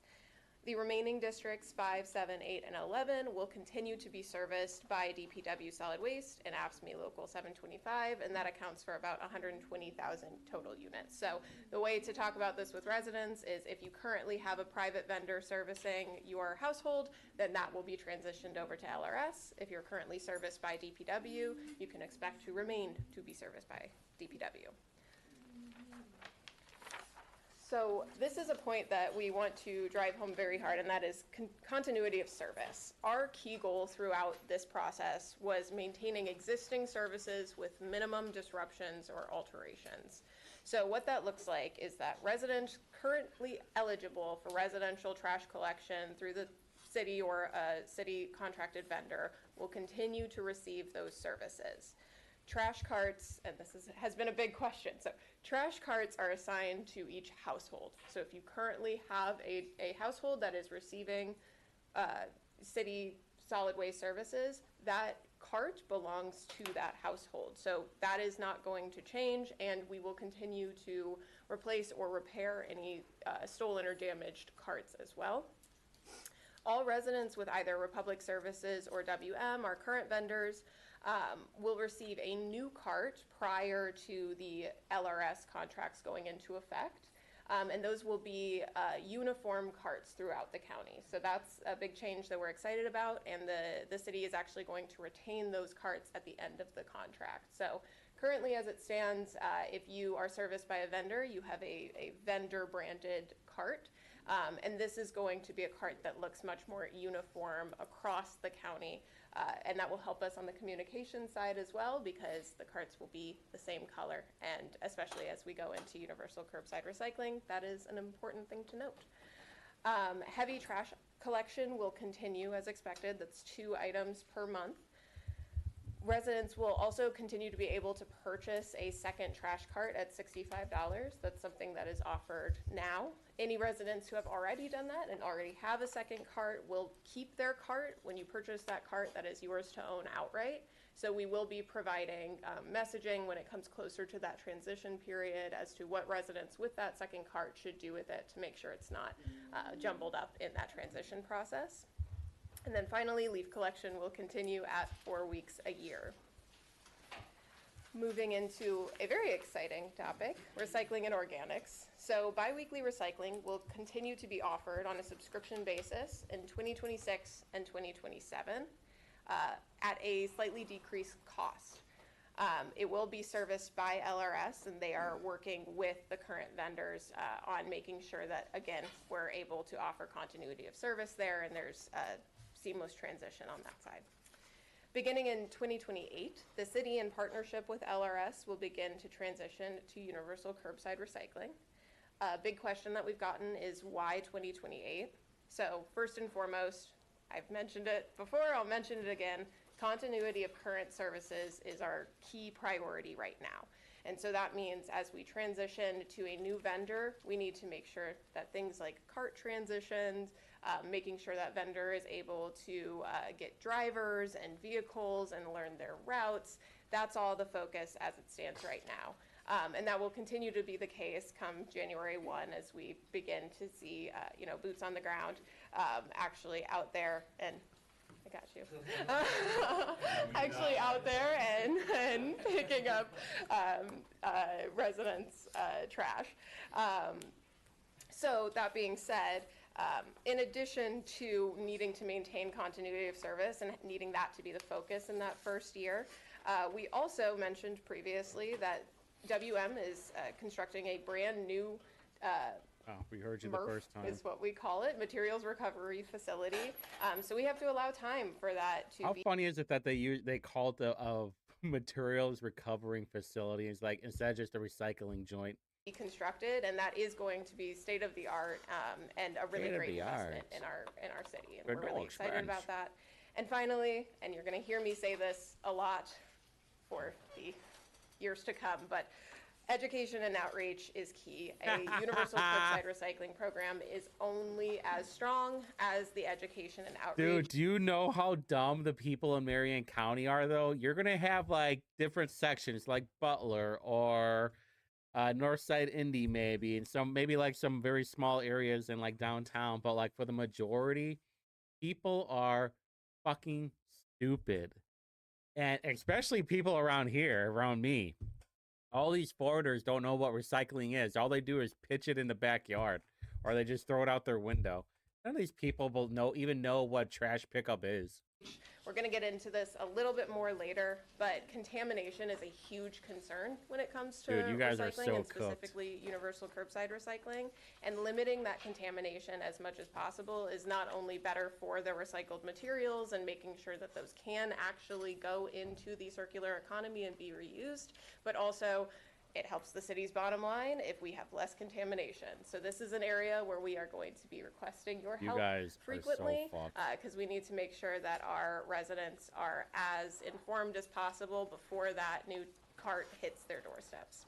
Listen, you know how much of a problem that we have with people just throwing garbage everywhere, like disposing. There's like mattresses and tires all over the city. These are the same people that you're expecting to, like, hey, maybe I'll just start recycling now. No, this is going to be a huge problem. I'm calling it now. Mark it. And finally, the contract includes the option to roll out a subscription organics collection program. The exact timing on this is still to be determined in consultation with the vendor, but we will keep this body updated. All right, so just to touch on the vendor in question here. So unlike the 3 previous vendors that I discussed on the disposal and processing side, obviously Lakeshore Recycling Systems, LRS, is not a current vendor of the city. I'll get into the financial information on the slides that come after this, and I think it will make it pretty clear what some of the reasoning was for this decision. But this is a major solid waste collection provider. They currently operate in 8 states, mostly in the Midwest. Their largest contract is they pick up residential recycling for the areas that the city of Chicago doesn't service with their own staff. So they have a similar setup like here, where certain districts are serviced by the city and certain are serviced by the vendor. That's over 600,000 homes, so that's actually bigger than what this contract will be, obviously. They provide hauling services in over 125 localities and are experienced with doing significant transitions. Their proposal also was very strong in other areas beyond pricing and service area. Obviously, with the recycling component of this, education sustainability is a major factor. They have pledged, significant resource commitments towards those efforts that we can go into again more. Its sustainability committee, I think, is a good venue for that. So they've been a great partner to work with, both through the proposal process and now as we get into transition activities. They came with pretty specific plans about how they would handle transitions, both with workers and capital investments. And so we're really excited about this relationship. Moving on to the financial piece. Just to take a step back, these contracts that we're talking about collectively here are big deals. They represent about 60% of our total solid waste budget, so obviously a very significant financial implication on how we do business.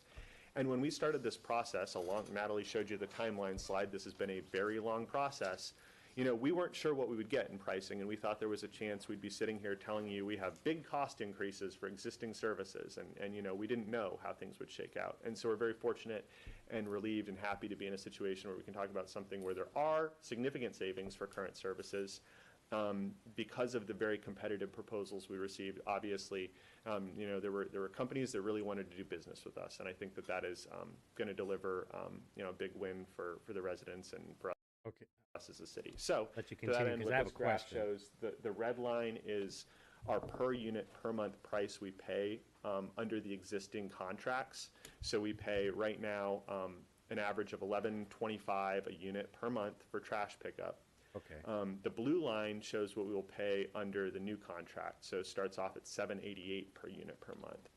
So to be very clear about what the red line is, that's not a different vendor's proposal or anything like that. That's just extrapolating out the current contract if you were to continue it over the next 10 years. So the gray bars reflect what that amounts to in annual savings. So over $7 million in 2026, growing to over $10 million a year by the end of this next 10-year term. And so those are obviously non-trivial savings for the city. So really excited about that. On the proposal and processing side, for non-recyclable waste, we're still using Reworld, we're still using Southside. The pricing hasn't changed appreciably. It goes up, but basically as if you would escalate the current contract. So no big difference there. Will say on the steam revenue, that continues under the new contract with Reworld, as I mentioned earlier. It amounts to 10.8% of the value of the steam revenue they generate comes back to us as a rebate. And I think it's very important to understand that is not dependent on a certain tonnage being delivered. It's not a per ton rebate. There's no incentive for us to send waste there instead of recycle it or anything like that. So it's built into the contract as a true revenue sharing agreement with the company. So that is good that continues, obviously. On the processing side for recycling, things are a little bit different and hard to project costs for. So right now, to be clear, we're paying. That's what I want to know right here, the contamination rate. Paying to process the materials at the drop-off sites only. And starting in 2028, we're going to be paying to process materials for this new universal curbside program. So the size of the stream is increasing. In theory, the amount of trash you send to these other places is going down by the same amount because you're diverting waste. The reason it's hard to project costs for this is how it works is we pay a processing fee to WM to sort and dispose of and figure out what to do with all the different types of materials that go there. And so we pay a processing fee and we get a rebate back based on the value of the recycled materials. So contamination rates are very important, not just from an environmental sustainability standpoint, but they actually impact how much you're paying to process everything. So that's why it's just very critically important to get that piece right, because it affects the bottom line implications of this contract. The other thing that we don't have control over is just commodity values of different types of recycled materials vary sometimes wildly over time. Somebody way smarter than me would have to get into that subject, but suffice to say that's an important contributor to how much you pay to process these materials. Finally, on the collection side for the new service for recycling, as Natalie mentioned earlier, subscription would continue in 2026 and 2027. It was another unknown going into this process, whether we'd have to announce big price increases for people. Once again, very good news is that not only is it not going up, but people actually pay a little bit less. I know going from $10 a month to $9 a month isn't a big difference, but to be able to say like, hey, you're not going to have to pay more for this. In fact, it'll be a little lower. Just from an education and outreach standpoint, it would have really not been good to say we're doing this new service in 2028, but in the meantime, you have to pay more for it. So I think it's really good that it helps with the messaging that service isn't increasing in cost. And then for the universal program, we'd pay $387 per unit per month. That's about half of the trash cost. It's half because you are running half as many routes because it's every other week, so pretty simple. That fee would be paid directly to the company, like it works for trash service. It includes the cost of cart delivery for every house that would receive the service. I'm throwing mine in the those garbage. carts would actually be owned by the city at the end of the contract. That is another thing that we were very adamant about in our proposal and in our request for proposal, I should say. So that's a win for the city as well. And if you do the math on 277,000 units and this per unit cost, you come up with about $13 million for the first full year of service for that. And I'll also just add, biweekly collection is pretty standard for municipal recycling collection for recyclables. And it looks like even the data kind of shows that it's not a huge difference in the amount of recovered materials that can be used if you go from biweekly to weekly, but it's a pretty significant cost. So that is kind of why we landed on biweekly. And I don't think that will come to much of a surprise to folks that are familiar with other cities' universal curbside recycling programs. It's a pretty significant cost to go to weekly, but also the trucks are out there running on the roads using fuel, so it's a trade-off of truly like the cost benefit analysis and whether that's worth it to do so. Finally, I have some information on the current status of our vendor transition, which I believe our Deputy Director of Solid Waste is going to give an update on. Good evening, everybody. Sean Brock, Deputy Director of Solid Waste. Yeah, like Sam said, we started the transition process already. We've had multiple meetings with LRS here in town. They are in the process of hiring some ground staff management to work here in town because they are based out of Chicago. As we get closer to the transition, they will have several of their head office team move to Indianapolis for about 6 months to make sure the transition goes well. We've also facilitated some introductory meetings with LRS, with both Reworld and Southside Landfill to kind of just break the ice and make sure they understand how those contracts are going to work. We have, again, met with, their cart vendor. Their main cart vendor will be Cascade, which is a vendor that we have used in the past, and they will be doing the deployment for them. So we're very happy about that. Cascade did our deployment when we deployed 60,000 carts back in 2010. So I know they're capable of doing this, so that shouldn't be a big issue. We're working through cart specs, cart designs, all of that stuff. We're excited about that. And then we've also had numerous discussions with current vendors, WM and Republic Services, about the transition, and we've offered to facilitate any meetings between them and LRS as well. So we've got bi-weekly meetings going right now, and as we get closer to the end of the year, we'll go to weekly. Thank you, Sean. Appreciate it. And with that, And I Jared think we Evans are is ready leaving. to take Where's he questions. going? Thank you very much for your presentation. Councilor Carlino. Thank you, Sam and Natalie. This is exciting for a lot of reasons. My two questions, and I don't know if I missed it, has WM already acquired the land for the MRF? And if so, where is the location? I believe they are working through that process. I do not have the location, but I can definitely get. Maybe Daniel has some information. Yeah. Daniel Hi, has some Daniel. information. Daniel Stevenson, Administrator of Strategy and Tech, working with Natalie. That is Robbie. actually going to replace the old Ray's Trash Services facility. Their old MRF is getting replaced with a brand new one. Do you have the nearest cross street? Remind me where that is, Sean. Yeah, it's at Southfield. So that's where, okay, so it is West Side. Okay, that's what I thought. Okay, and then my second, thank you. Good to see you. Thank you, Daniel. Thank you. I love that. That's good. And then this may be a little too weedy and closer to the transition, but what is the plan to encourage, first of all, what are we doing with the old carts? And sort of a sub-question below that, I'm channeling my inner John Barth right now. Are we gonna encourage recycling of those old trash carts? Okay, so a big part of this is we do not own the old carts at the end of the contract. Residents do? Republic and WM own those carts. Okay, Because the so they'll carts are assigned collect to them the- up? So yes, what we will be doing is they'll start doing the deployment probably in October, November, and then a little bit of December.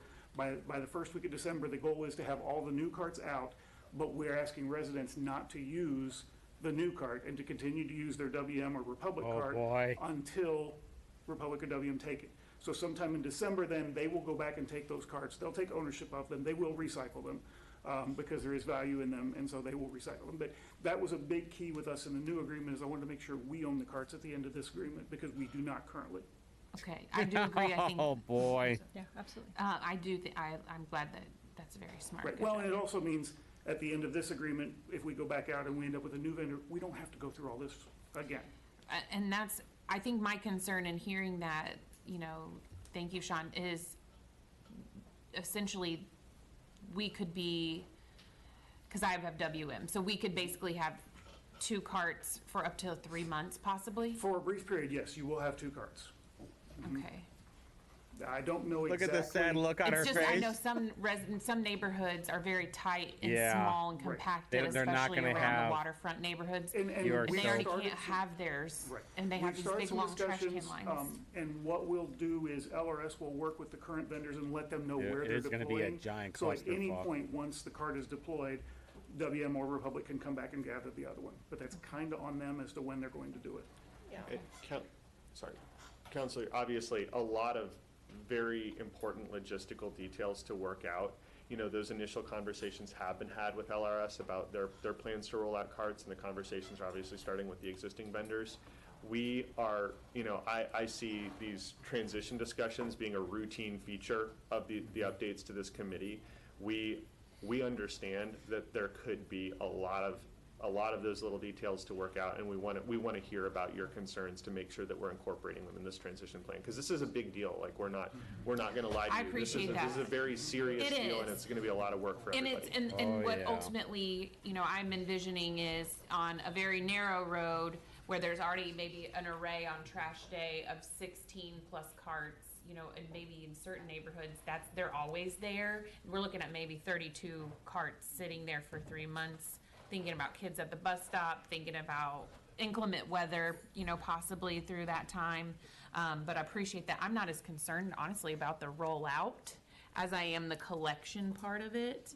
And just making sure we're really working with partners to be very overt about, like, maybe you're on vacation, you didn't have trash this week, but we're picking up, and this will be, we are taking your cart.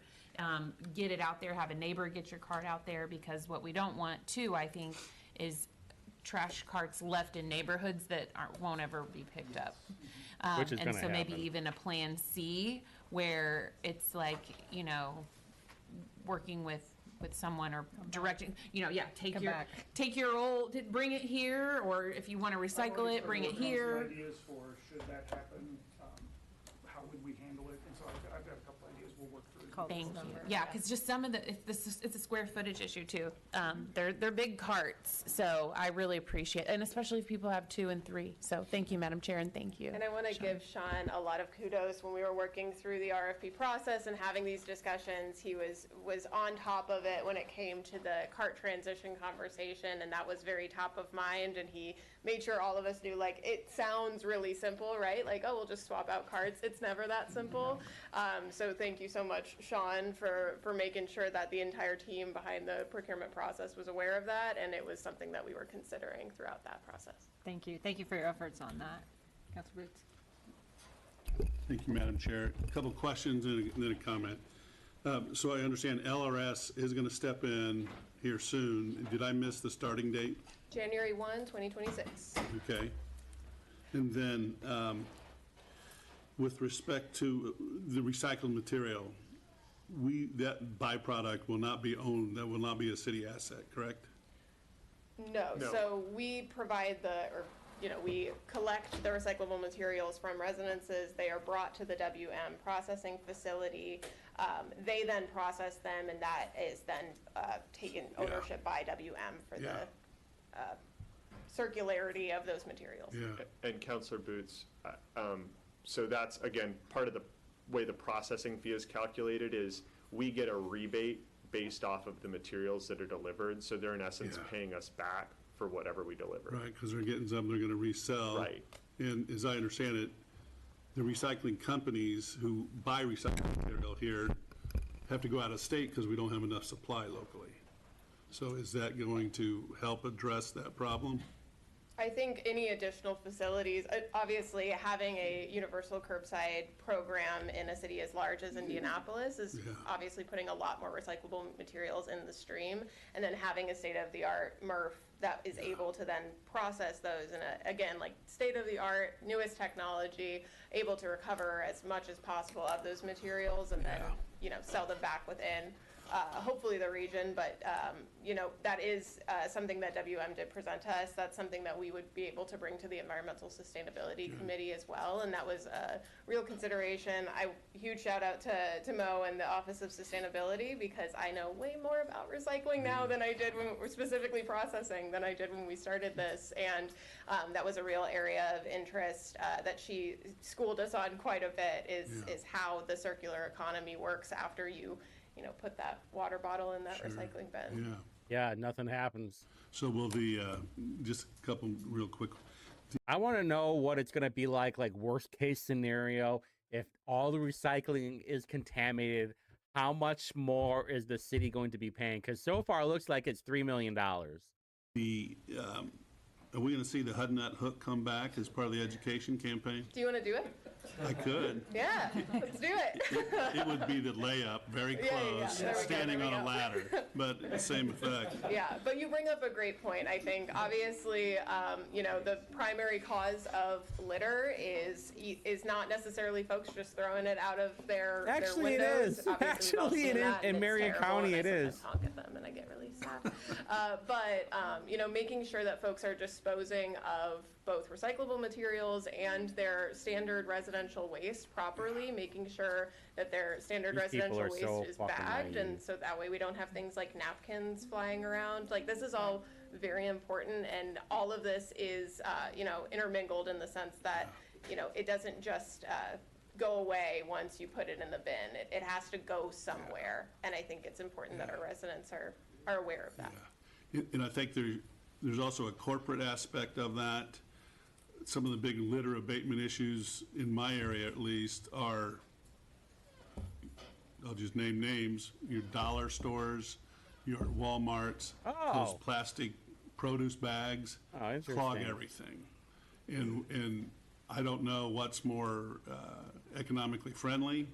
I've heard lately the paper bags aren't necessarily any more friendly because it takes more energy to produce them, even though they're more easily recyclable.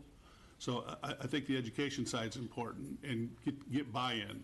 I have worked with some of the Walmart management to try to get them be at least more cognizant, maybe offer people, you know, do you need 50, especially the way they are, Walmart will give you 15 plastic bags and put one thing in one and another thing in, it's ridiculous.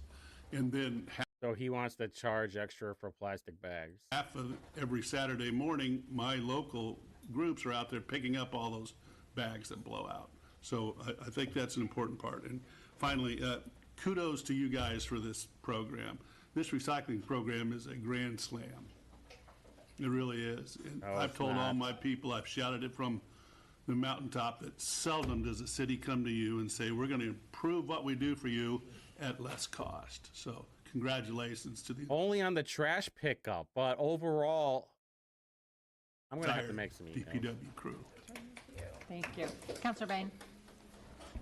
Thank you, Madam Chair, and thank you, Natalie and Sam. What's the lifespan? What's the life cycle of one of these carts? How long do they last? I think Sean would love to speak on cart life cycles. Generally, when we buy the carts, they come with a 10-year warranty. So that's the general life cycle. They'll last longer if you keep them indoors more. Like, you know, I've had my cart for 15 years and it only comes out Tuesday night for Wednesday pickup. It's gonna last me another 15 years. But the ones that stay out 365, they crack, they break, wear and tear. So, Okay.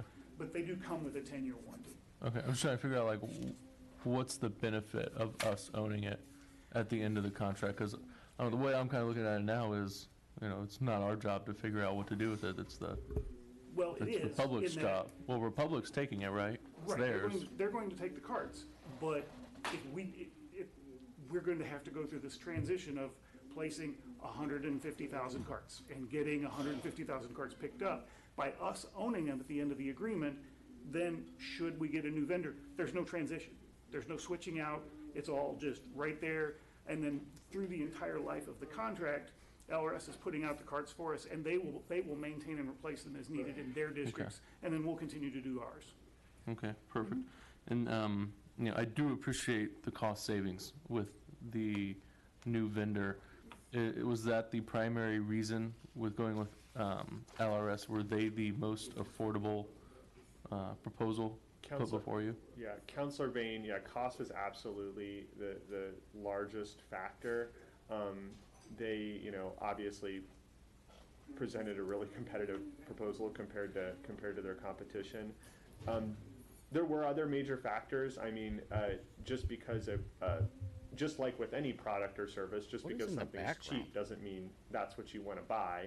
And so vetting out their team, their current service areas, their transition plan, their sustainability efforts, their ability to deliver on what they're offering was very important too. But yeah, obviously, if you know, the cost savings is obviously a huge factor in the decision.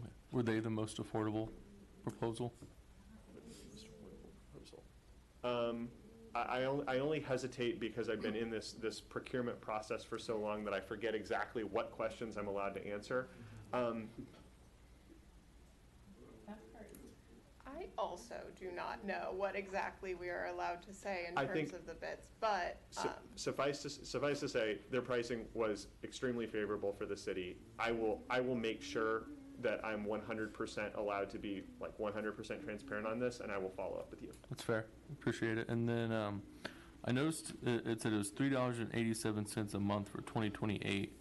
Is that on a similar trajectory, like over the course of the next 10 years, as is with LRS on the you mean the escalator? Yeah. Yeah. So yeah, LRS has an escalator that's like over the course of the contract, like 3.3% a year, which is a little bit less than our contracts escalate at now. That's why, like on this chart, you see it going up. So it's the same with recycling, although it's growing off of a smaller base. So the total cost doesn't grow by quite as much over the life of the contract, but yeah.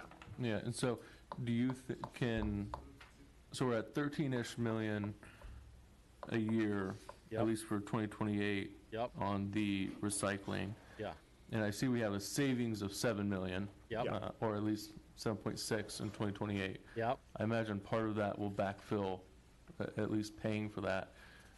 Will the additional dollars needed to cover universal recycling be able to be met within our current existing revenues, or at least our expected forecast? So great question. You know, obviously, these are 10-year contracts. On the processing side in particular, there's, as I said, quite a bit of unknown. That is part of the fully realized cost of the program is, are you paying more to process the materials or less than you would be if it were going to the landfill? So that's obviously a big important factor here. You know, we have a situation where we were presented with such favorable pricing that, like, if you add up these gray bars, you're actually paying less for all collection services over the first 5 years of the contract than you would be under our current contract for I don't just think trash. so. So we really saw this as a generational opportunity to fulfill a longstanding city priority in a way that is the most cost-effective it's ever going to. It's a priority to recycle, you fucking dipshit. Really? I think the roads are a bigger priority than recycling. And so we felt like it was very important to take that step forward as a department and as a city. Of course, in the long run, like, you know, 6-7 years from now, like with any, you know, major municipal service, we're going to have discussions about the budget for solid waste, you know, what resources are allocated to the division, and I'm sure that we will have those conversations, but at the moment, you know, for the next 5 years, we're paying less to collect materials than we otherwise would have been and doing more, and so, you know, we're obviously very excited about that opportunity. Okay, and just the last parting comment. So what he's saying is, in the first 5 years, it's not that bad. You don't have to worry about it. You actually save money, which I don't think, which you don't.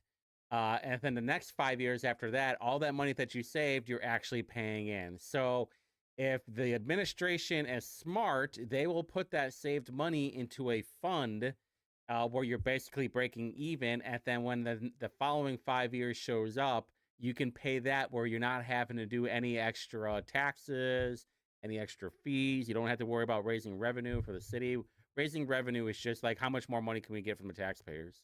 I'll leave as I used to serve on the sustainability committee. I don't anymore, but I remember going through presentations from former director Mickelson about the current recycling process we have now.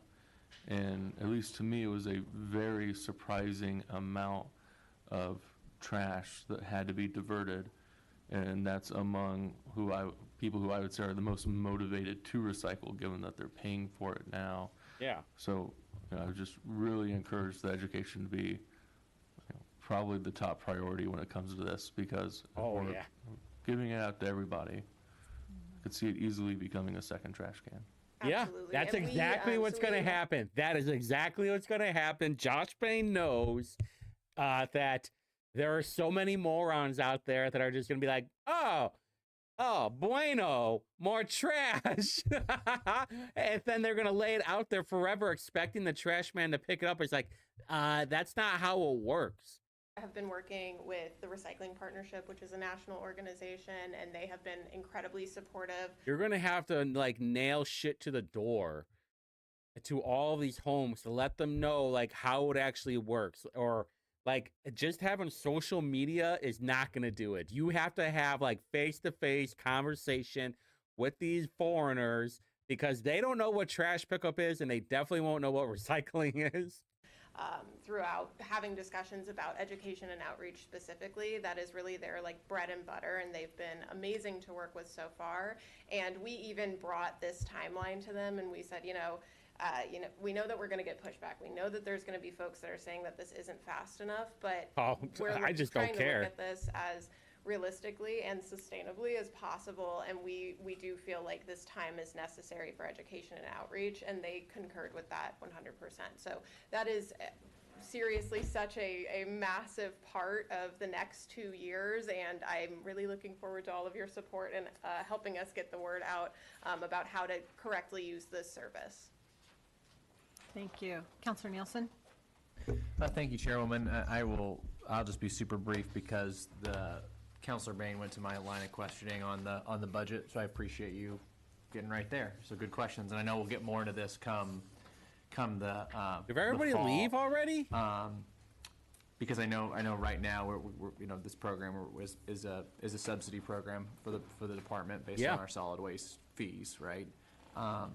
And so just something that I think we need to continue to be mindful of. We are paying for that, by the way. So your trash bill might go, your stuff is going to go up. And when you get your property tax bill, when they have that extra line item on there, you're going to be paying more. So not only are you going to be paying higher property taxes next year, you're going to be paying higher, well, that'll happen in 2028.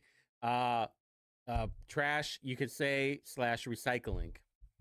I'll save some comments in that conversation for as we get. But people like Andy Nielsen doesn't care because he's loaded. He's a trust fund baby. He doesn't have to worry about money. Budget. So similar to as we're kind of learning how to communicate this transition to our constituents, I assume that I know we have gotten this a little bit, but that the recycling cart transition will be similar to like I'm Republic right now. Over in Irvington, right?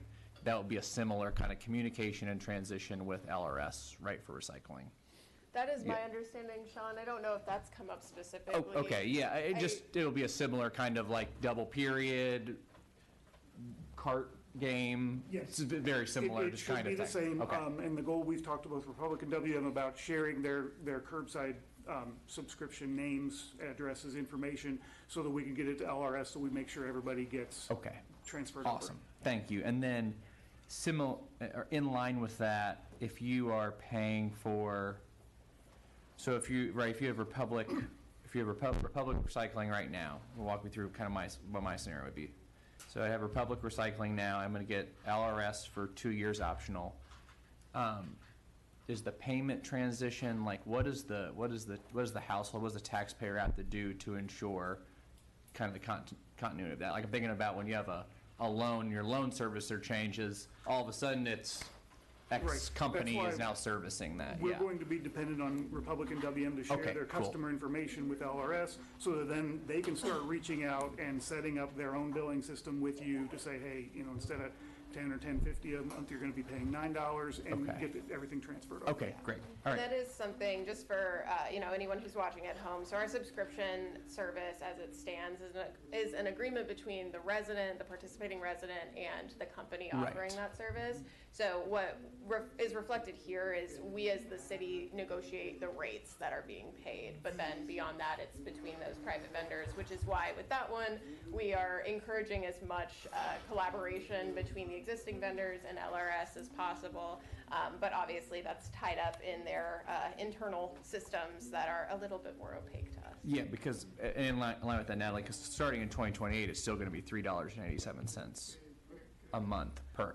No. Oh, okay, that's okay. what We'll the pay. city is Okay, paying. okay. Yeah, that's what we're cool. covering. We will pay LRS directly once it flips over to a universal service, like we pay Republic and WM right now for trash. Thank you. But fantastic question. Again, for anyone watching at home, this is at no additional cost to residents. Right, okay, okay. And that's, I know we're kind of getting Yeah, it is. All right, it is. in the budgetary side, and that's going to be the work ahead. So, yeah, thank you for this. This is great. Thank you, Chairwoman. Yeah. Councilor Cahill. Thank you, Madam Chair. Councilor Nielsen might reserve his question and comment, but I'll ask it. So can you tell us so every fall into the winter, we have to adjust, we have to do a fiscal to subsidize solid waste because we don't charge, we have not touched this fee in like 35 years, and it's gone up. Trash collection's gone up.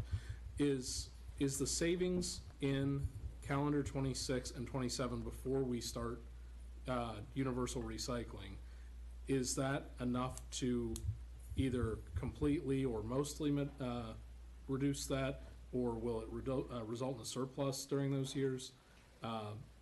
What's the scale of the savings, I guess? So, great questions. Hit on a couple topics there. It's true that the department has come to council for fiscals associated with paying solid waste vendors. It's also true that there are property taxes going to solid waste services beyond the user fee that everybody's familiar with. The fiscals, at least since I've been here, have been more targeted at what's really been more of an accounting issue with the. What he's talking about is when you get your property tax bill, you have to pay an X amount for it, but in that property tax bill, there's a user fee for your trash. He's not saying that your property taxes go towards the trash, even though one can make a case for it. But he's talking about you have to pay an X amount for it. You're like, hey, my property taxes are this much, but my bill shows this much. What the fuck is going on? And it's included with the trash bill too, and I think a few other things as well. Like your trash bill is a part of that property tax bill. Fact that over time the department was not having enough appropriation in its budget to cover several invoices at the end of the year. Last year, we approached council with a fund balance fiscal from solid waste for underspend that had accrued over several years, utilized that money to substantially catch up with our existing vendors. We didn't know at the time which vendors would be selected through this process, but we thought it was important that as we got towards the end of a 10-year cycle, that we were as current with those vendors as we possibly could be. So that was the purpose of the large fiscal at the end of last year, just to be clear. In terms of these savings, I mean, the numbers are here. So, you know, in 2026 and 2020. Okay, so here's the question right here. This is what I'm saying. Oh, I'm going to screenshot this too. This is what I'm saying, though. Sure, you're going to be saving how much money? You're going to be saving $7.1 million. That's what you're saying. That save in 2028, 7.6, whatever. But then it's costing $13 million for recycling. 27, you're correct. You're spending less than you were before, and savings are accruing. Yeah. Same goes for the out years, but starting in 2028, as you start to roll out that new service, you have a new cost that starts to offset this. And so, as I said, if you add up the numbers here for the 2026 through 2030, you get to a little under $40 million of less spending on trash service. If you add up that 13 million and change per year for the first few years of recycling, you get a little less than $40 million. So the savings are. Okay, hold on. Let's do some quick basic math real quick. All right, we're doing 7.1. Let's do on 4 and 7.6. I know I'm gonna forget to edit this out, so bear with me. So he said till 2030, right? All right.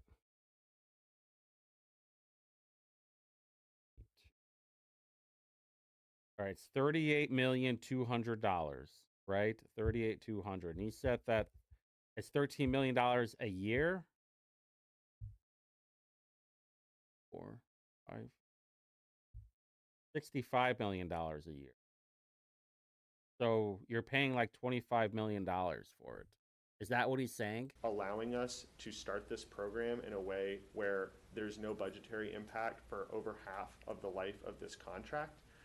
So is that 13 million for 5 years? Is again a situation that we couldn't have necessarily predicted when we started this process.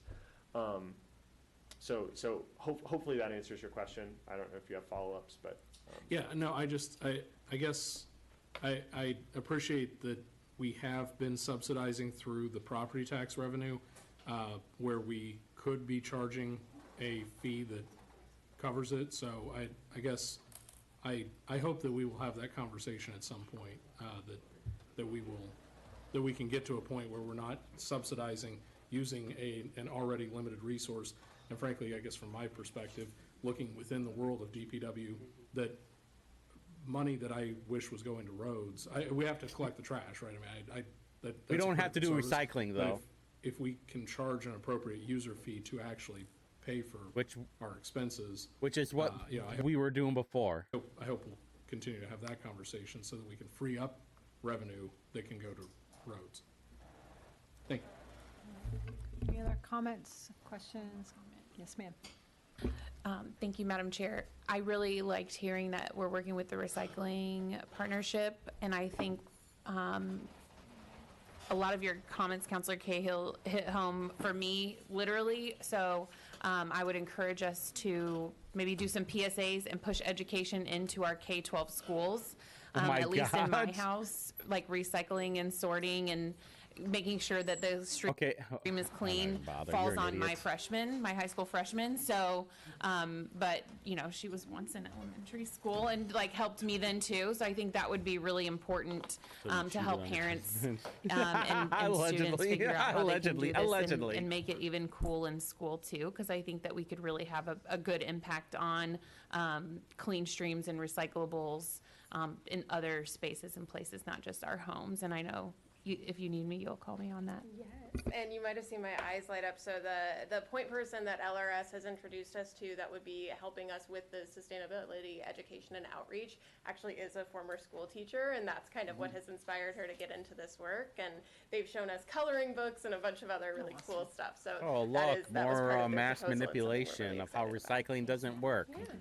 Well, thank you very much for bringing this exciting news and project I need to and find it. presentation to our council, and for extending that information to our constituents and for the public that is watching. And please it's keep awful. us posted It's how awful. we, as a You guys council, are can help you morons, but and whatever. keep What that are you gonna do? information stream rolling into our council districts and then out to the county. And we look forward to working and serving alongside of you for this exciting news. So I'll take a motion to adjourn. Second. Thank you. Good night and good Thank evening, you, Madam everyone. Chair. I don't care. All right, I need to find the paperwork. Okay, here we go. Universal curbside recycling would cost $387 a unit a month in 2028 for biweekly collection. Fee to the LRS will be paid directly. Annual collection cost of approximately $13 million in the first full year of service. This is what I'm trying to figure out. If you saved, in the first year you saved how much? I don't even know. What was it, like 8 million or something? No, it was less than that, like 6 something. You're still having to make it up with the $7 million. This is what I'm trying to figure out. How are you saving any money if the annual collection cost is $13 million in the first full year? And that doesn't even include if the contamination cost either. But yet you're saving money. I don't get it. Maybe someone can help me out with that. I'm going to ask questions, obviously. I don't like it. Obviously, we already know that the foreigners are going to use it as like another shit box. So whatever. If I find anything out, obviously, maybe I'll post an update if I remember. Otherwise, I'll talk about it on Saturday's show, or I'll help post it on Indie Reporter. But anyway, until next time.